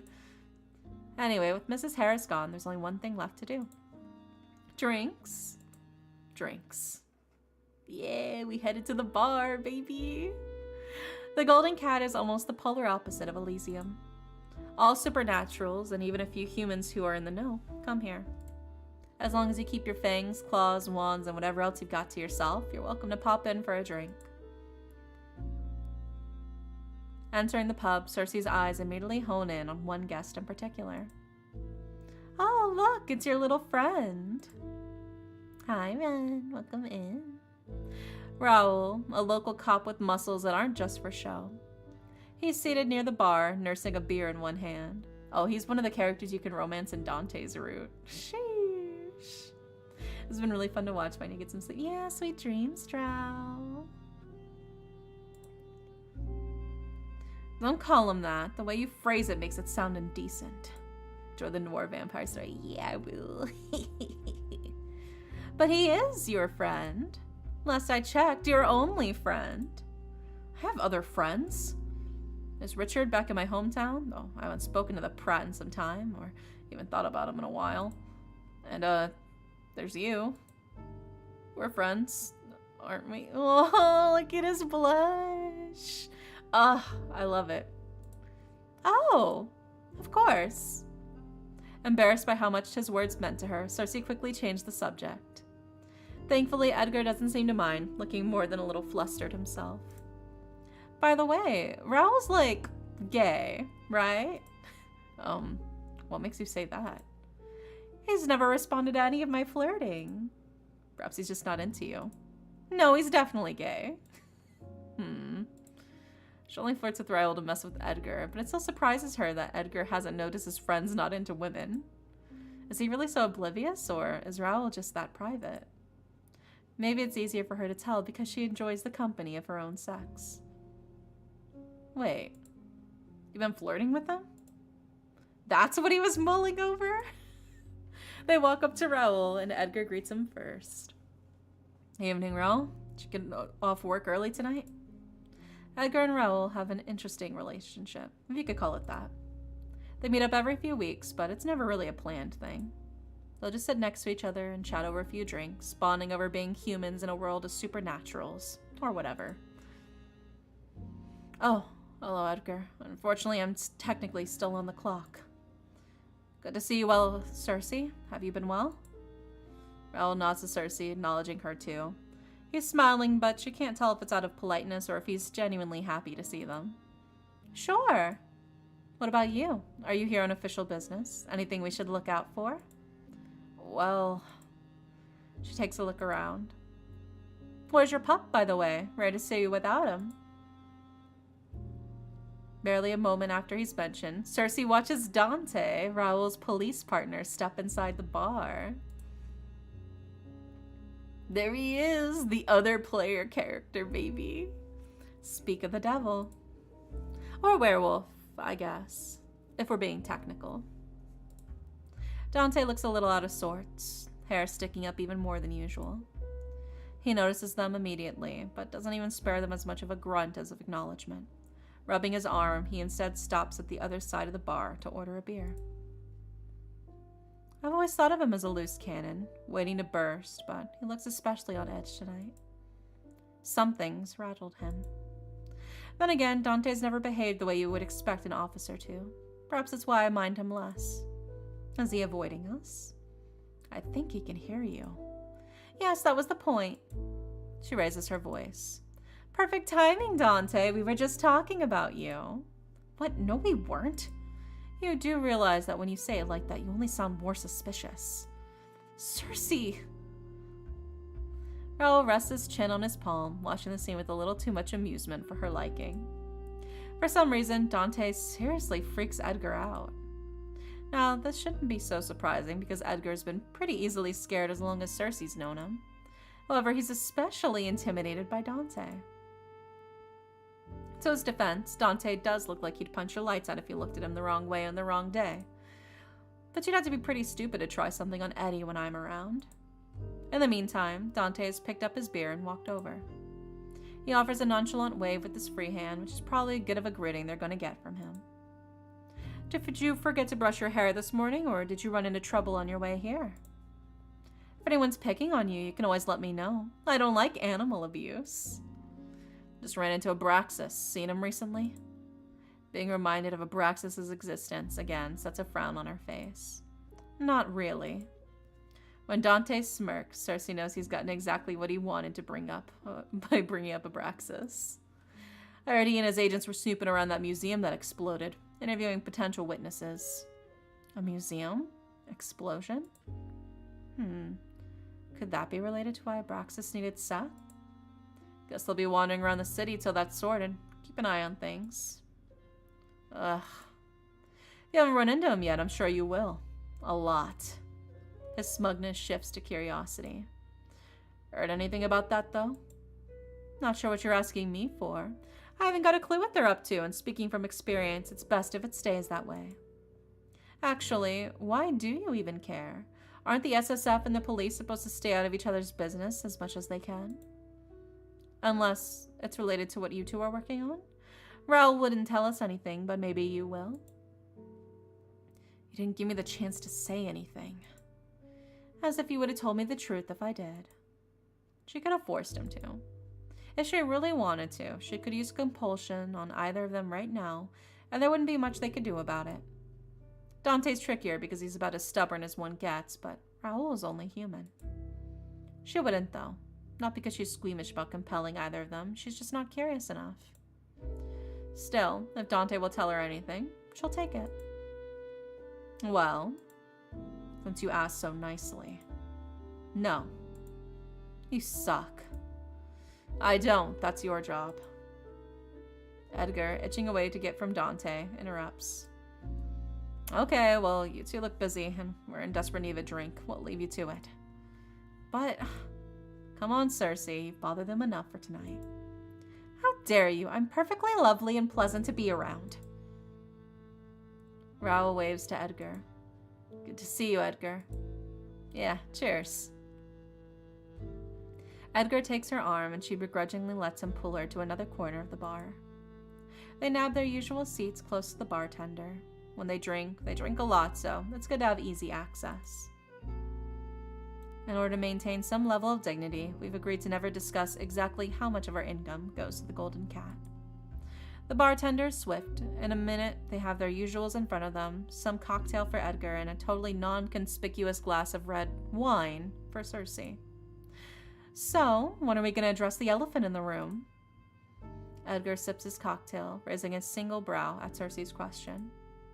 Talking about your addiction to sugar. Should be criminal to even call that a drink. It's about 1% alcohol and 109% sugar. Not quite sure what those numbers add up, but besides, what right do you have to judge anyone's choice of drink when you order the same thing every night? I waste money on alcohol when it just spoils the taste of what I really want. I thought alcohol enhanced the taste of blood. Actually, I can't believe I've never asked you that before. She knows exactly why he hasn't asked. With each year that passes, Edgar grows more determined to avoid acknowledging what she really is. Depends on the vamp, but nothing will ever beat drinking it fresh from the tap. And have you started doing that again? She doesn't miss the regret in his eyes before he averts them. Still, she can't help the irritation she feels at what he's insinuating. Not since I ended things with Lazarus, you know that. Right. But you think that's a lie? I didn't say that. Even if I were doing it, it's not like I'm fangling that I met tonight. I have self-control. I'm fully capable of making my own decisions. I don't drink from people who don't want me to, and I certainly don't drain people. So you can stop looking at me like a bitch or pasty ass. Edgar's face falls into his hands, but his trembling shoulders do little to conceal his laughter.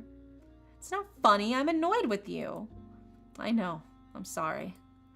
Sorry I'm annoyed? Sorry you said it in the first place. Both? She's grinning now, too. Then why the laughter? Why'd you have to call me pasty? You know I've been trying really hard to build a tan.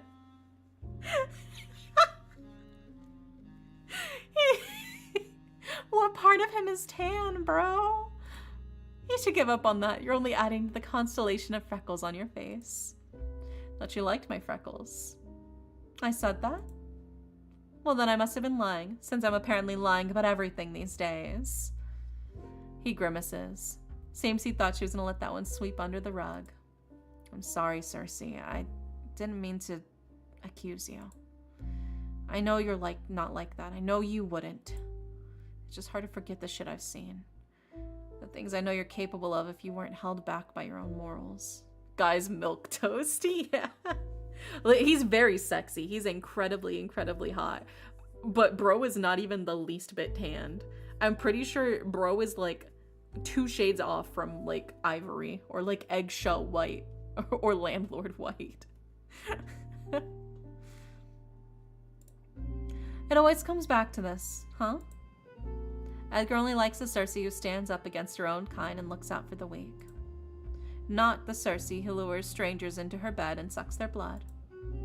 I don't know how to tell him I'm both, so I don't. Nothing's holding me back. You make it sound like I'm forced to do this, but I choose to. It's not an easy choice. She's been like that fangling. She's been worse, and it was fun.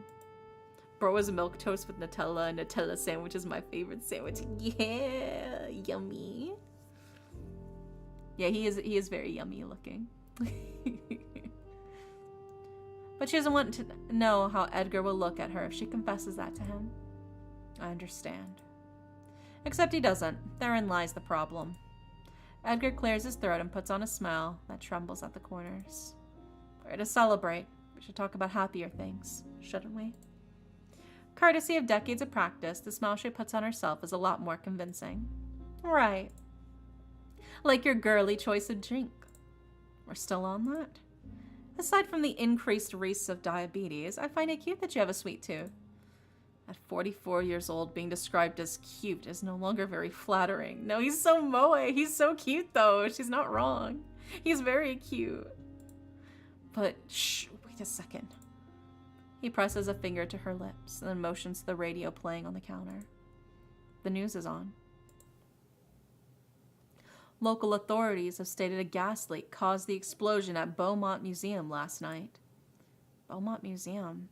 That's where Dante said the SSF were digging around, right? Museum's doors will remain closed to the public till repairs in the private wing are complete. Blah, blah, blah.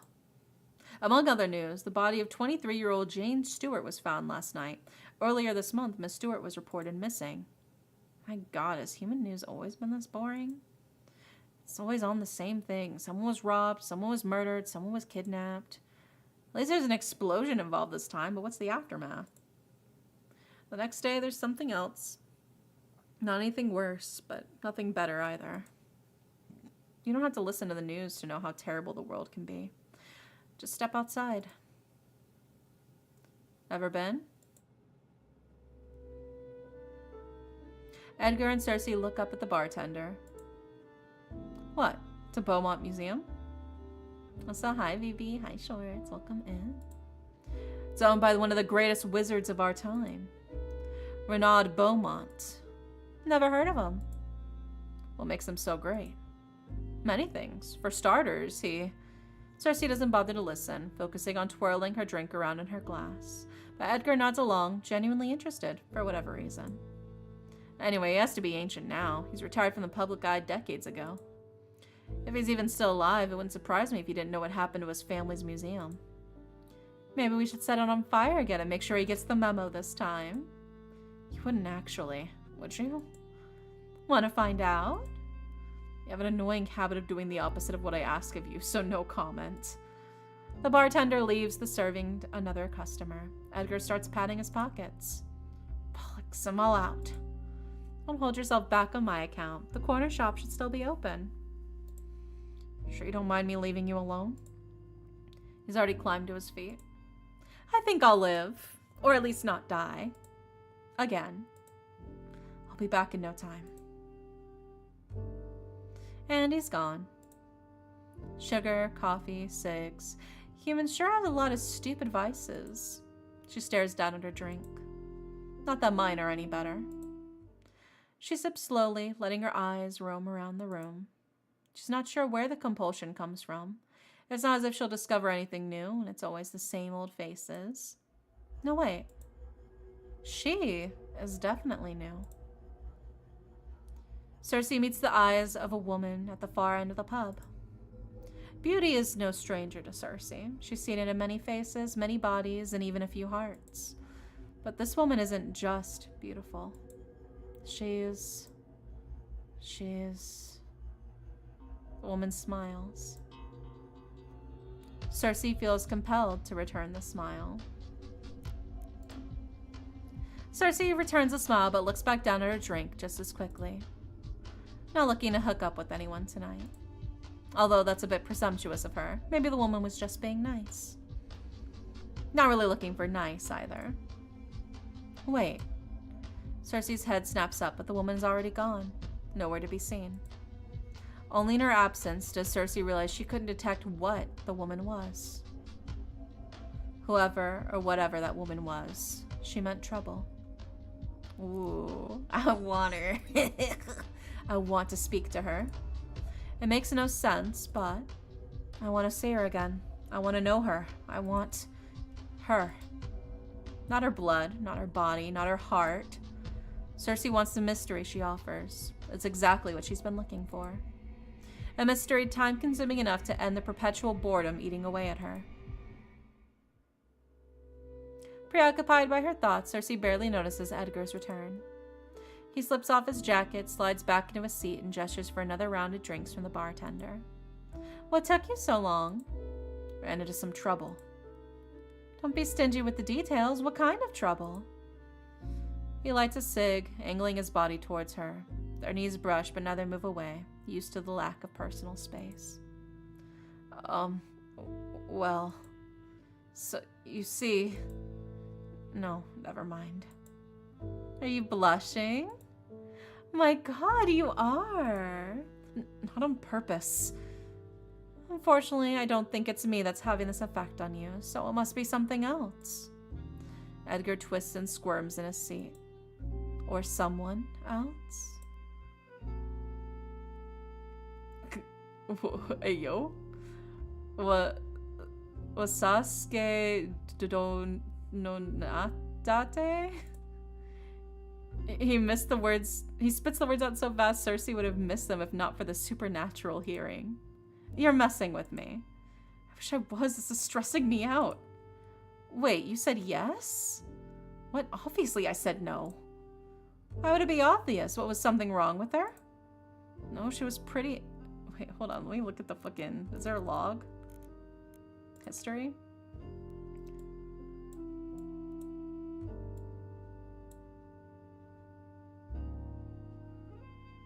That's just gibberish to me. I feel crazy. I feel crazy. Anyway. No, she was pretty and nice and smelled good. Too many details now. Sorry, I just thought she had a nice perfume. You'd like it, actually. You're only making it weirder. I said no because it would never have worked. She's human. As are you? I don't live like one. Excuses, excuses. Think about it for a second. I run a supernatural detective agency. How do I explain that to someone outside of the business? to mention how I'm up all night, sleep most of the day. No sane normal person would want to be with someone like me. Well, come now. So what if she doesn't fit your normal schedule? You'll make time when you're in love. Love? God, I definitely don't have time for that. Not when there's clients to be managed and bills to be paid and you don't have to work all the time, Eddie. You can take off one night of drinking to get laid. Shh, what if someone hears you?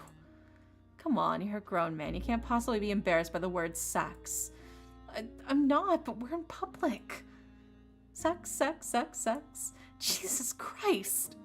Breeding, mating, copulating, fornicating, and what is it you Brits say? Shagging. Circe's cackling like a madwoman while Edgar hisses under his breath. Circe, I am begging you to stop. Edgar looks about ready to explode from embarrassment, anxiously glancing around to make sure no one's heard her. Circe doesn't have the heart to remind him that they're at a bar for supernaturals. Almost everyone's guaranteed to have overheard. Anyway, wouldn't it be nice to be with someone, even if only for the night? Sheesh.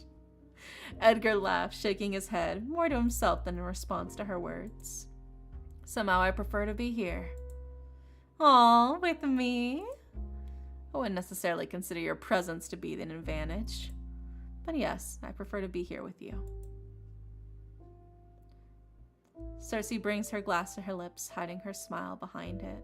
Ooh. It's a good thing he said no. It's selfish, but Circe's pleased that he rejected the stranger.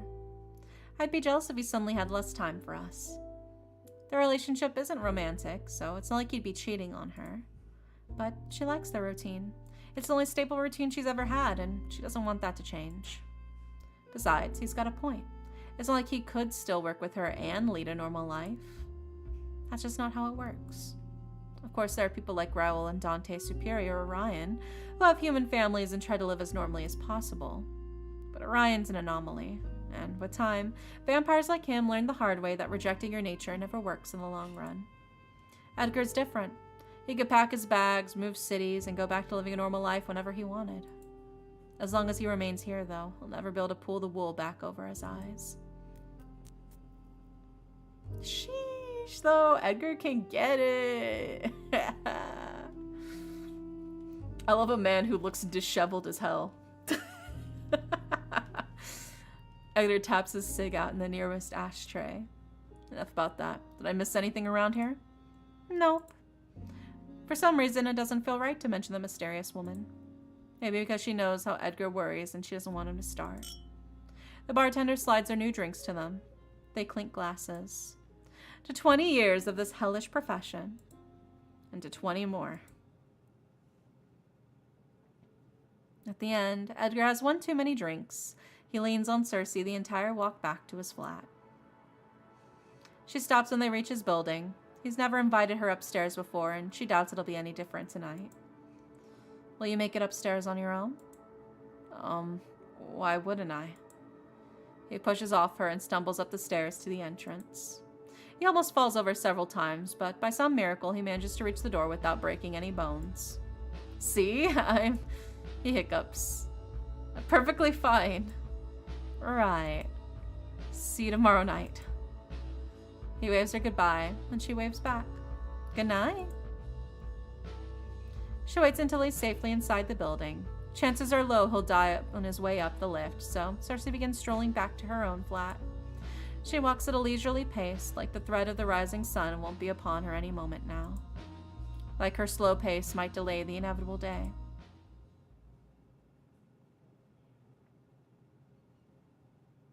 Circe strips down to her underwear. Her one-bedroom flat has no bed, only a sofa, so that's where she lies down. Outside, the sun slowly rises, and the world Circe knew will never get to be part of her again when she wakes up. She stares up the ceiling, trying not to think about the growing resentment she feels every time she has to hide away from the sun. I didn't always hate the daytime. Whenever her common sense returned after her fangling year, Circe had found that the day offered endless opportunities for self-improvement. She read novels, she meditated, she brushed up on her history, learned martial arts, studied different languages, read some more. Slept with all kinds of people, men, women, people who didn't really identify as either. Half the time, she didn't even feed on them. She just liked to cuddle in bed afterwards and basking in their heat. When films became a thing, she found herself obsessed with cinema, lived hundreds of different lives with the stories of others. But like everything else, it soon got dull, hiding herself in escapism to distract herself from her own thoughts. Lately, she can't be bothered to do too much of anything anymore. Is this all there is to eternity? An endless cycle of wanting and no longer wanting?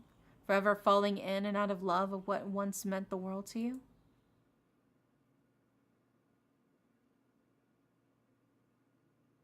As she shuts her eyes, she pretends hard enough. She can almost imagine she's dreaming. Where do her dreams bring her today?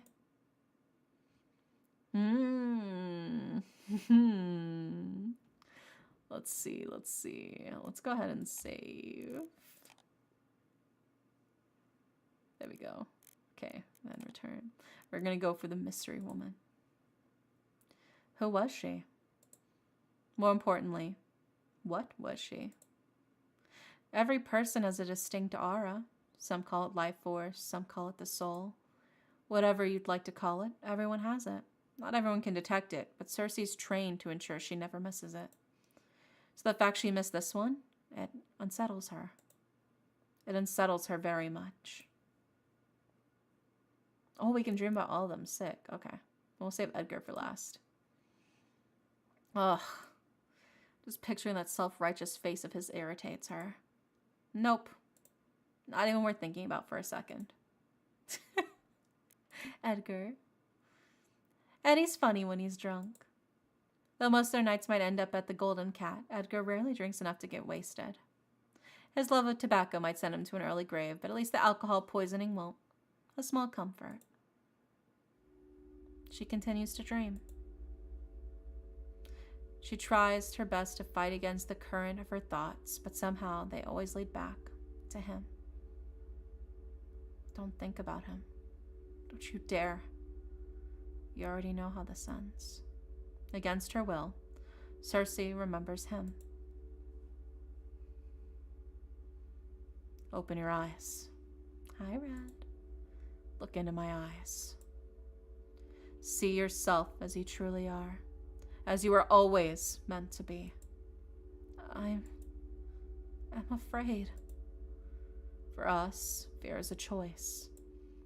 When she opens her eyes and looks into his, she doesn't see herself. She sees him, and only him. Beautiful. He whispers, reverent. I will never make anything as beautiful as you again. But sire, you did not make me. I did. His spindly fingers caress her skin with such tenderness she foolishly mistakes it for fondness. I delivered you from death. I rendered you invulnerable to the horrors of time. I captured you in the moment you were most beautiful than you would ever be. Beautiful. Forever. She holds the monster's stare. My eternal companion. Forever. The sun has set again, but Circe only snaps out of her daydreams when she hears the balcony door open. She doesn't have to get up to guess who broke into her flat. She'd recognize those steps anywhere. But I have a good reason for this, Abraxas. She stands up to glance at him. His eyes linger on her lack of attire for no longer than what is polite. I apologize for the impromptu visit, but it could not wait. Oh my gosh. Would you please put some clothes on? Then of course I shall explain my unconventional entrance. Now, bitch, you broke into my house while I'm napping in my underwear, bro. Why not remove your own clothes if it feels unfair? Do not be unreasonable. It is a matter of what is fair, but of what is appropriate. Well, I won't be putting mine on. This is my home, and I'm comfortable like this. I wonder if anyone has ever pronounced it indeedery. Indeedery. I think somebody probably has. People pronounce it in a lot of different ways. The most common mispronunciation is actually indie deer. A lot of people say indie deer. So hi, Cola, welcome in. It wouldn't be courteous for me to be here while you are. He gestures awkwardly, refusing to look at her again. Unprepared for guests. Exactly why you should remove yours. Make it even. He must know she's messing with him. She can tell from that angry furrow he's failing to hide between his brows, but he slips off his jacket anyway, hanging it over the sofa. Satisfied? Sheesh, bro. Look at his titties. Look at those bountiful boys right there. Oh my god. Can you do some jumping jacks for me, Abraxas, please? Please? Just a couple jumping jacks. I gotta see how the uniform fits, please. Bro is packing. Oh my god. No, holy moly. Her eyes linger appreciatively on the way his shirt stretches across his chest. Is it intentional that your shirts are always a size too small for you? You intend to objectify me, I will be putting my jacket back on. No! She sighs dramatically. Never any fun, are you? As a vamp, shouldn't you know better than to enter a stranger's home without invitation? We're not strangers. We're not friends either. Acquaintances. Are you seriously trying to negotiate our level of familiarity? He eyes the balcony he just sneaked in through. I didn't mean to cause you any distress, but I had to make sure no one would know I was here. And you felt that creeping in through the balcony was the most discreet way to accomplish that? It was not creeping. Really? His eyes sweep down her body again. He clears his throat and pretends to be distracted by the posters lining her walls. I believe this is my first time seeing your flat. Do you watch a lot of films? Explain why you broke into my damn flat. Sneaked in. Don't be childish. It's not cute when you're like 200 years old. It's about the case that Seth was witness to. Did you release him already? Of course, we had no reason to hold him after questioning. No reason? I gave you a reason. Yes, I put in a word with the SCD to look into him sooner than later. They mentioned they hadn't received any reports from you, however. Oops. I did not come here to talk about Seth. I need a favor. Will you do it?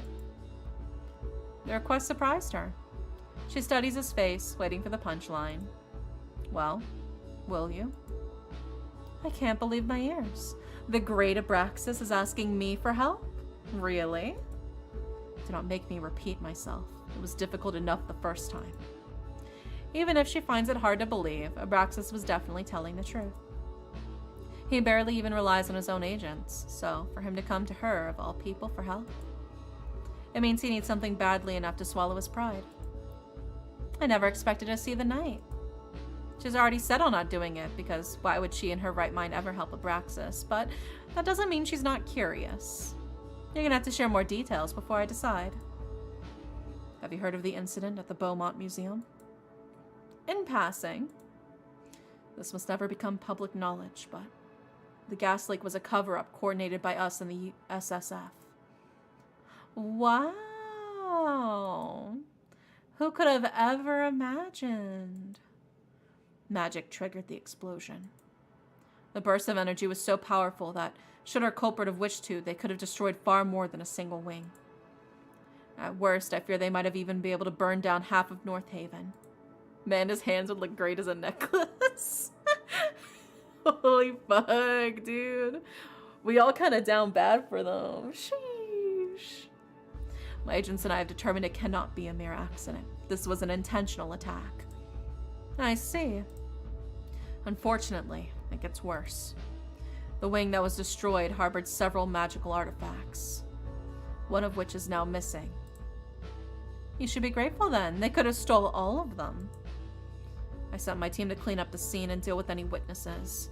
That's when they found the initials JM spray painted on a wall. Whoever, whatever this JM is, it's our only lead. Couldn't you trace the magic from the explosion?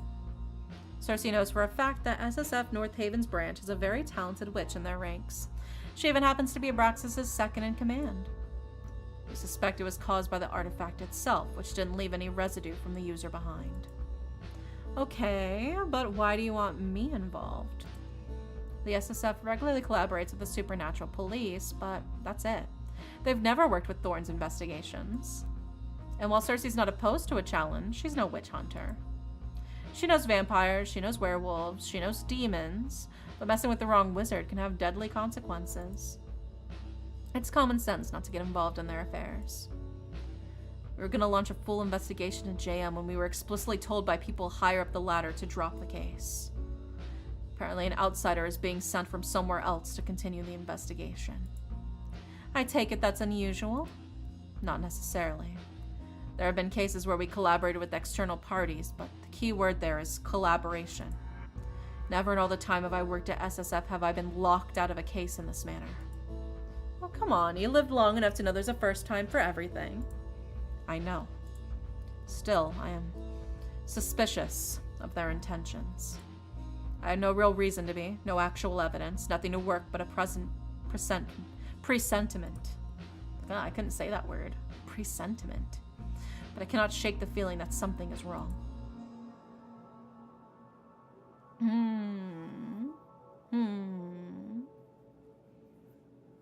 I guess, what was the artifact?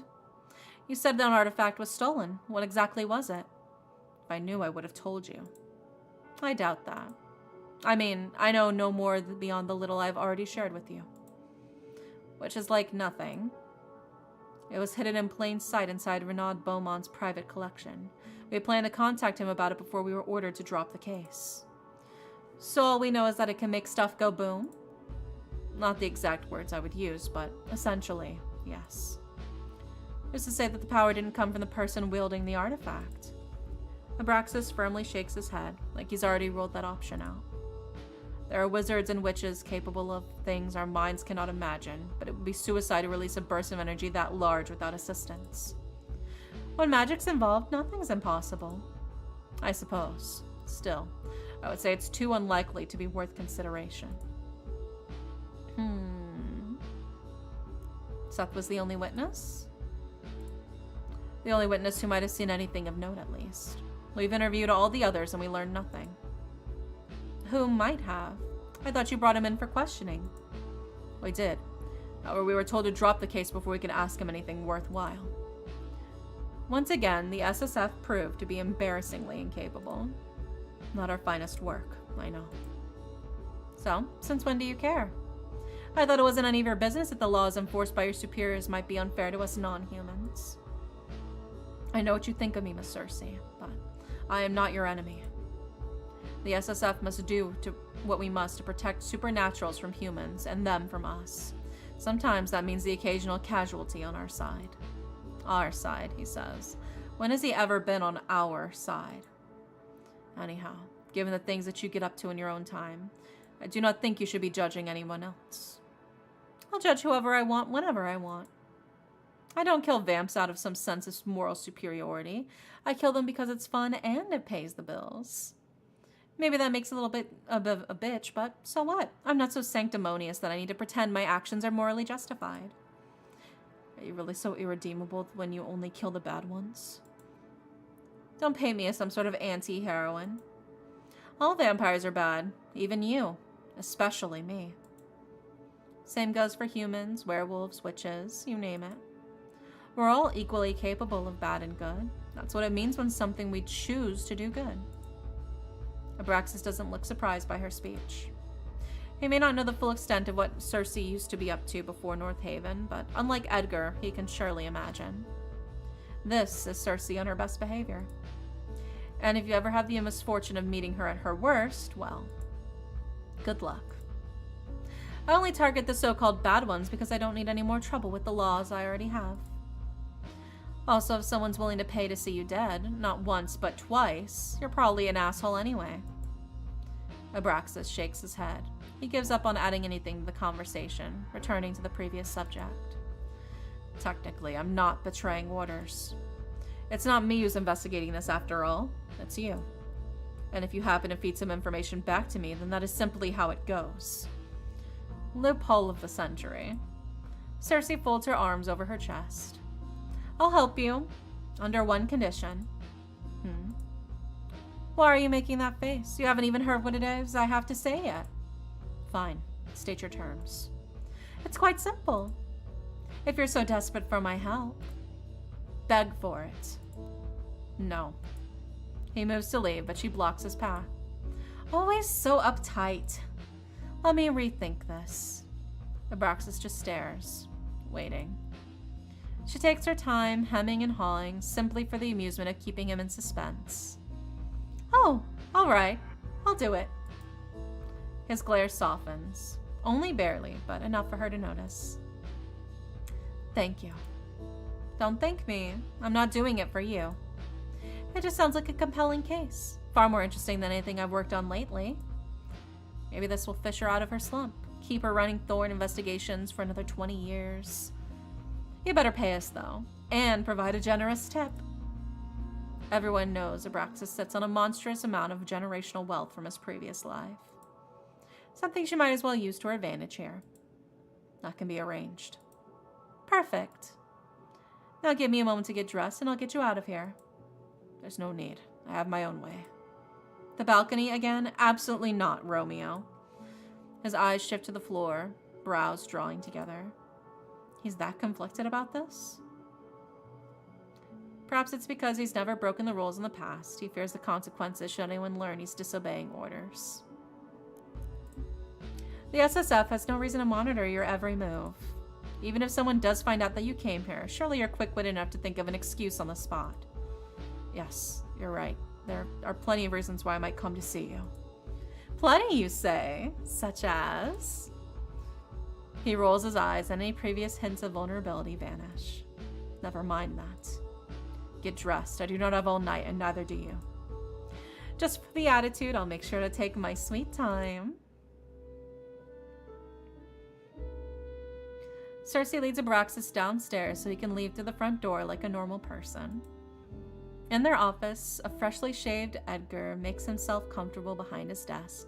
He's mid-bite on a biscuit when they enter. Oh, no, he's shaved! No! Give me back the 5 o'clock shadow! Give it back! Oh! I need him to look scruffy, damn it! Ugh, damn it. Why'd you have to shave, bitch? You look so good with the shadow, god damn it. I mean, you still look nice enough, but you looked much better with the fucking rough-ass shadow. Whatever. He'll grow it back again. Take that out of your mouth so we can understand you. He swallows. Why is here? Good to see you too, Thorn. Pleasure's all yours, prick. Edgar's nasty glare softens, only slightly when his eyes shift to Circe. I repeat, why is he here? And why is he upstairs? And how did he even get in? I've been over here for an hour. The door's been shut the entire time. It's okay, it'll come back at 5 o'clock. True. Did he show up during the day? Did you spend all... Before you let your imagination run to places I don't even want to imagine, how about you shut up and let me talk? He broke in earlier, tried to ambush me. Again, I didn't break in, I sneaked in, and I did not ambush you. I don't see the difference. That's what I said. I had a good reason to do so. Full offense, I still think you could have used the door. All right, but what did he want? I'm standing right here, Thorn. You could simply ask me. Or I could not. Abraxas sneers. In that case, I shall leave the explaining to your boss. Edgar lifts his plate. You're gonna piss me off right now? Have a biscuit before you go, fresh from our neighbor. I can't. Oh, that's right, you can't eat. I can, but the taste is repulsive and I cannot properly digest it, meaning I would have to... Abraxas pauses. Ah, you're mocking me. Edgar stuffs a cookie into his mouth. Took you long enough. Abraxas focuses on Circe again. Report to me as soon as you find something. You know where to find me. Yes, sir. Edgar lights a cig after Abraxas leaves. She waits for his patience to wear thin. It doesn't take long. So, he wants us to look into something.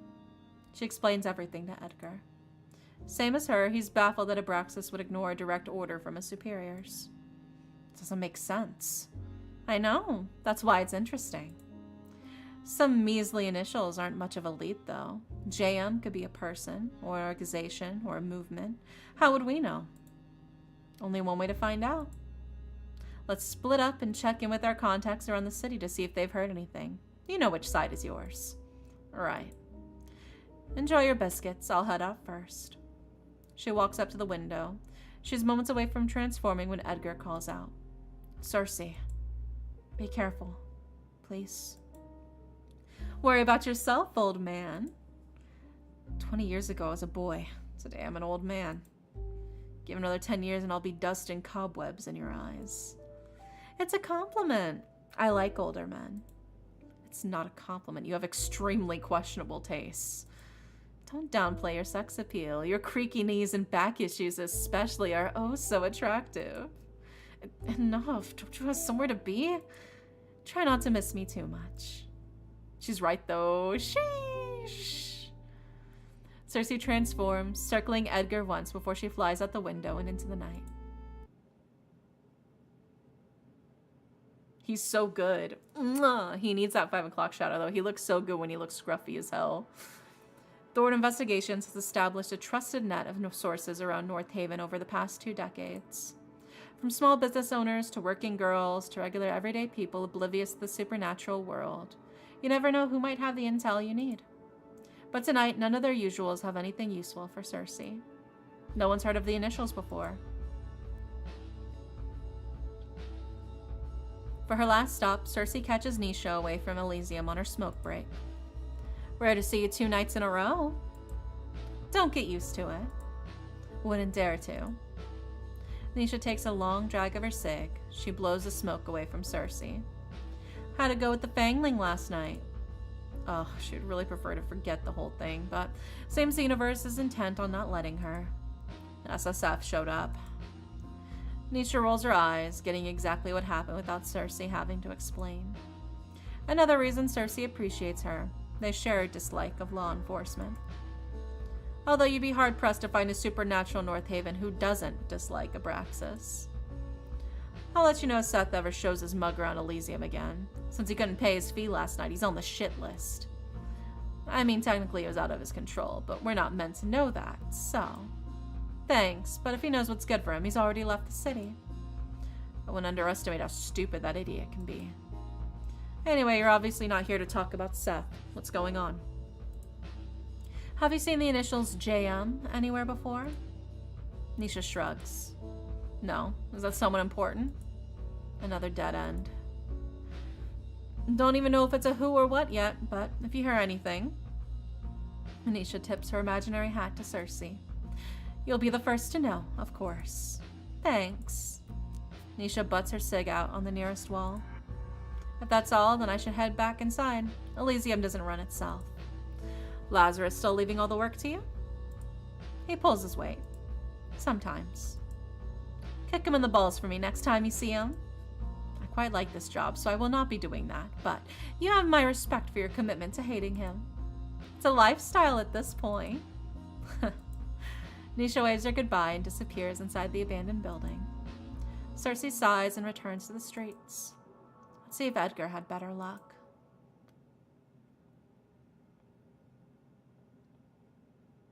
The lights are on when Circe enters the office. Edgar must have gotten back first. If you're here already, I guess you didn't find anything worthwhile either. She stops at the doorstep. Oh, you can't be serious. 2 break-ins in one night? Edgar's nowhere to be seen. Standing behind his desk is the mystery woman from last night. Finally, Circe can see the woman for who she really is. A witch. A very powerful one, if she's able to conceal her magic like that. There you are. I've been waiting for you. Her eyes leave the streets outside to meet Circe's gaze. They stare at each other for a long beat, neither willing to break eye contact or begin the conversation. Eventually, the woman smiles, impressed for some reason. You have a spine, a quality I respect as long as one does not mistake it as a suitable replacement for competence. As you are doing right now. The woman laughs. You have a sense of humor as well. That's good. When Circe still doesn't move, the woman pushes away from the wall to stand up straight. She's tall in the same way models are. It should be a pointless, ridiculous, and appropriate thought to have in this moment. And yet, Circe can't help but feel that there's something unnatural about how bewitching the woman is before her. Apologies and introductions are in order. Which would you prefer to hear first? You choose. Oh, well, if you insist. My name is Nocturne. I am not a local, but perhaps my accent gave that away already.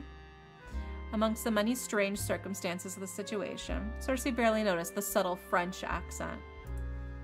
I am sorry to ambush you like this in your own office, but you're a busy lady. It's not so easy to catch you alone. Please, do not worry. I truly mean you no harm. Am I expected to just believe that? Apparently so, because Nocturne continues talking like nothing's out of the ordinary. It really is a pleasure to meet you, Circe. I have heard terrible things about you and the work you do, which means you must be good at it. Whatever you've been told, I'm worse. Do you believe everything you hear, or what sort of terrible things? Yeah, whatever you've been told, I'm worse. Whatever you've been told about me, I'm probably worse. Perfect. That's the exact kind of woman I'm looking to hire. Circe narrows her eyes at the witch.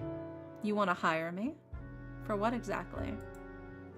Nocturne doesn't look like she's required any help in killing your typical street vamp, so it's definitely not for that.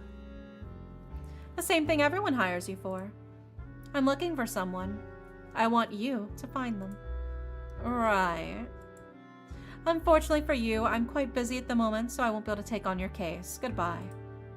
Nocturne's voice is firm, even as her pretty smile stays painted on. You're already looking for them. Who? Ah. So JM is a person. I presume so. The person they're pretending to be, the real JM, was a brilliant young witch. But who knows when it comes to this imposter? They could be anyone for all we know. How do you know it's an imposter? Why couldn't it be the real JM? Because she's dead. Nocturne's tone is so detached, Circe can hardly believe this isn't all just one big joke. She's dead? Quite dead. Yes, I would know. I killed her. She's dead. And you killed her. Murdered, slew, killed, whichever word you prefer. Assuming that's even true, why would you admit that to a complete stranger? I told you, I've done my research. I know everything I need to know to determine that you are capable of this job. If I did not believe you were capable, I would not be here. I'm not a witch who wastes her time on whims. Throughout this conversation, Nocturne's smile has never fallen. Till now. You must understand, it is most important for me that this person is found. I want the best possible detective on the possible job, and I believe that to be you. So you will take my case. You will find the imposter and the artifact they got their thieving little hands on. You will bring them both to me, and you will not disappoint. She smiles again. Money is of no consequence to me, so you will of course be well compensated for your efforts. Huh. For once, Circe is genuinely at a loss for words, but Nocturne doesn't seem to mind. I'll take your silence to mean you accept. Yes?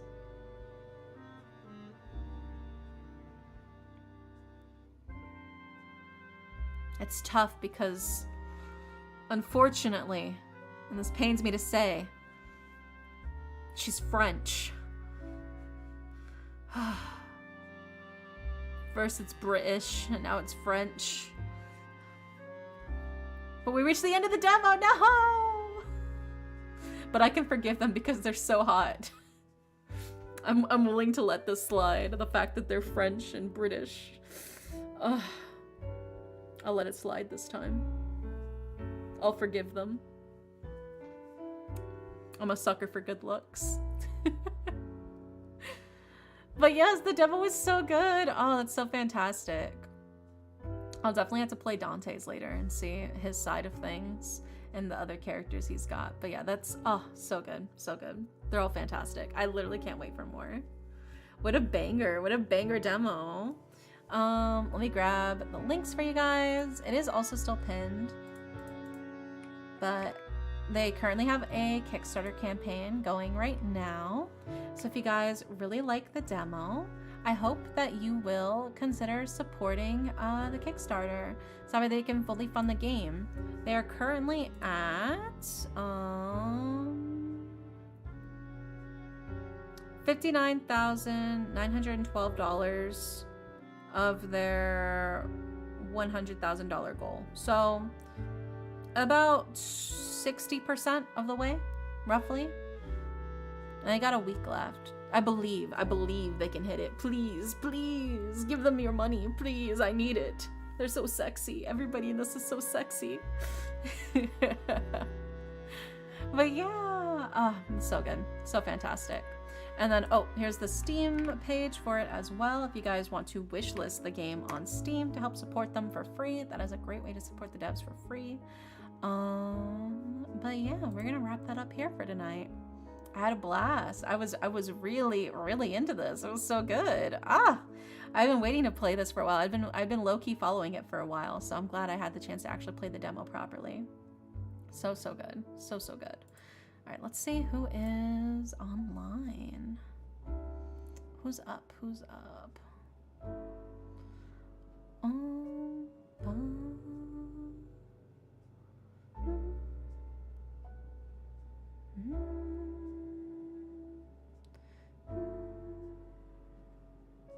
Yeah, B is playing Pocopia, so I think we will raid B, just so we can keep up some fun, cozy vibes.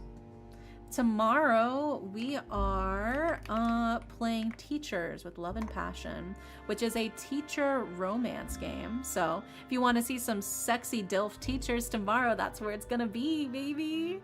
Hopefully I will see you guys tomorrow. But if not, no worries. I'll see you when I see you. I hope you guys have a wonderful, wonderful night. And good night.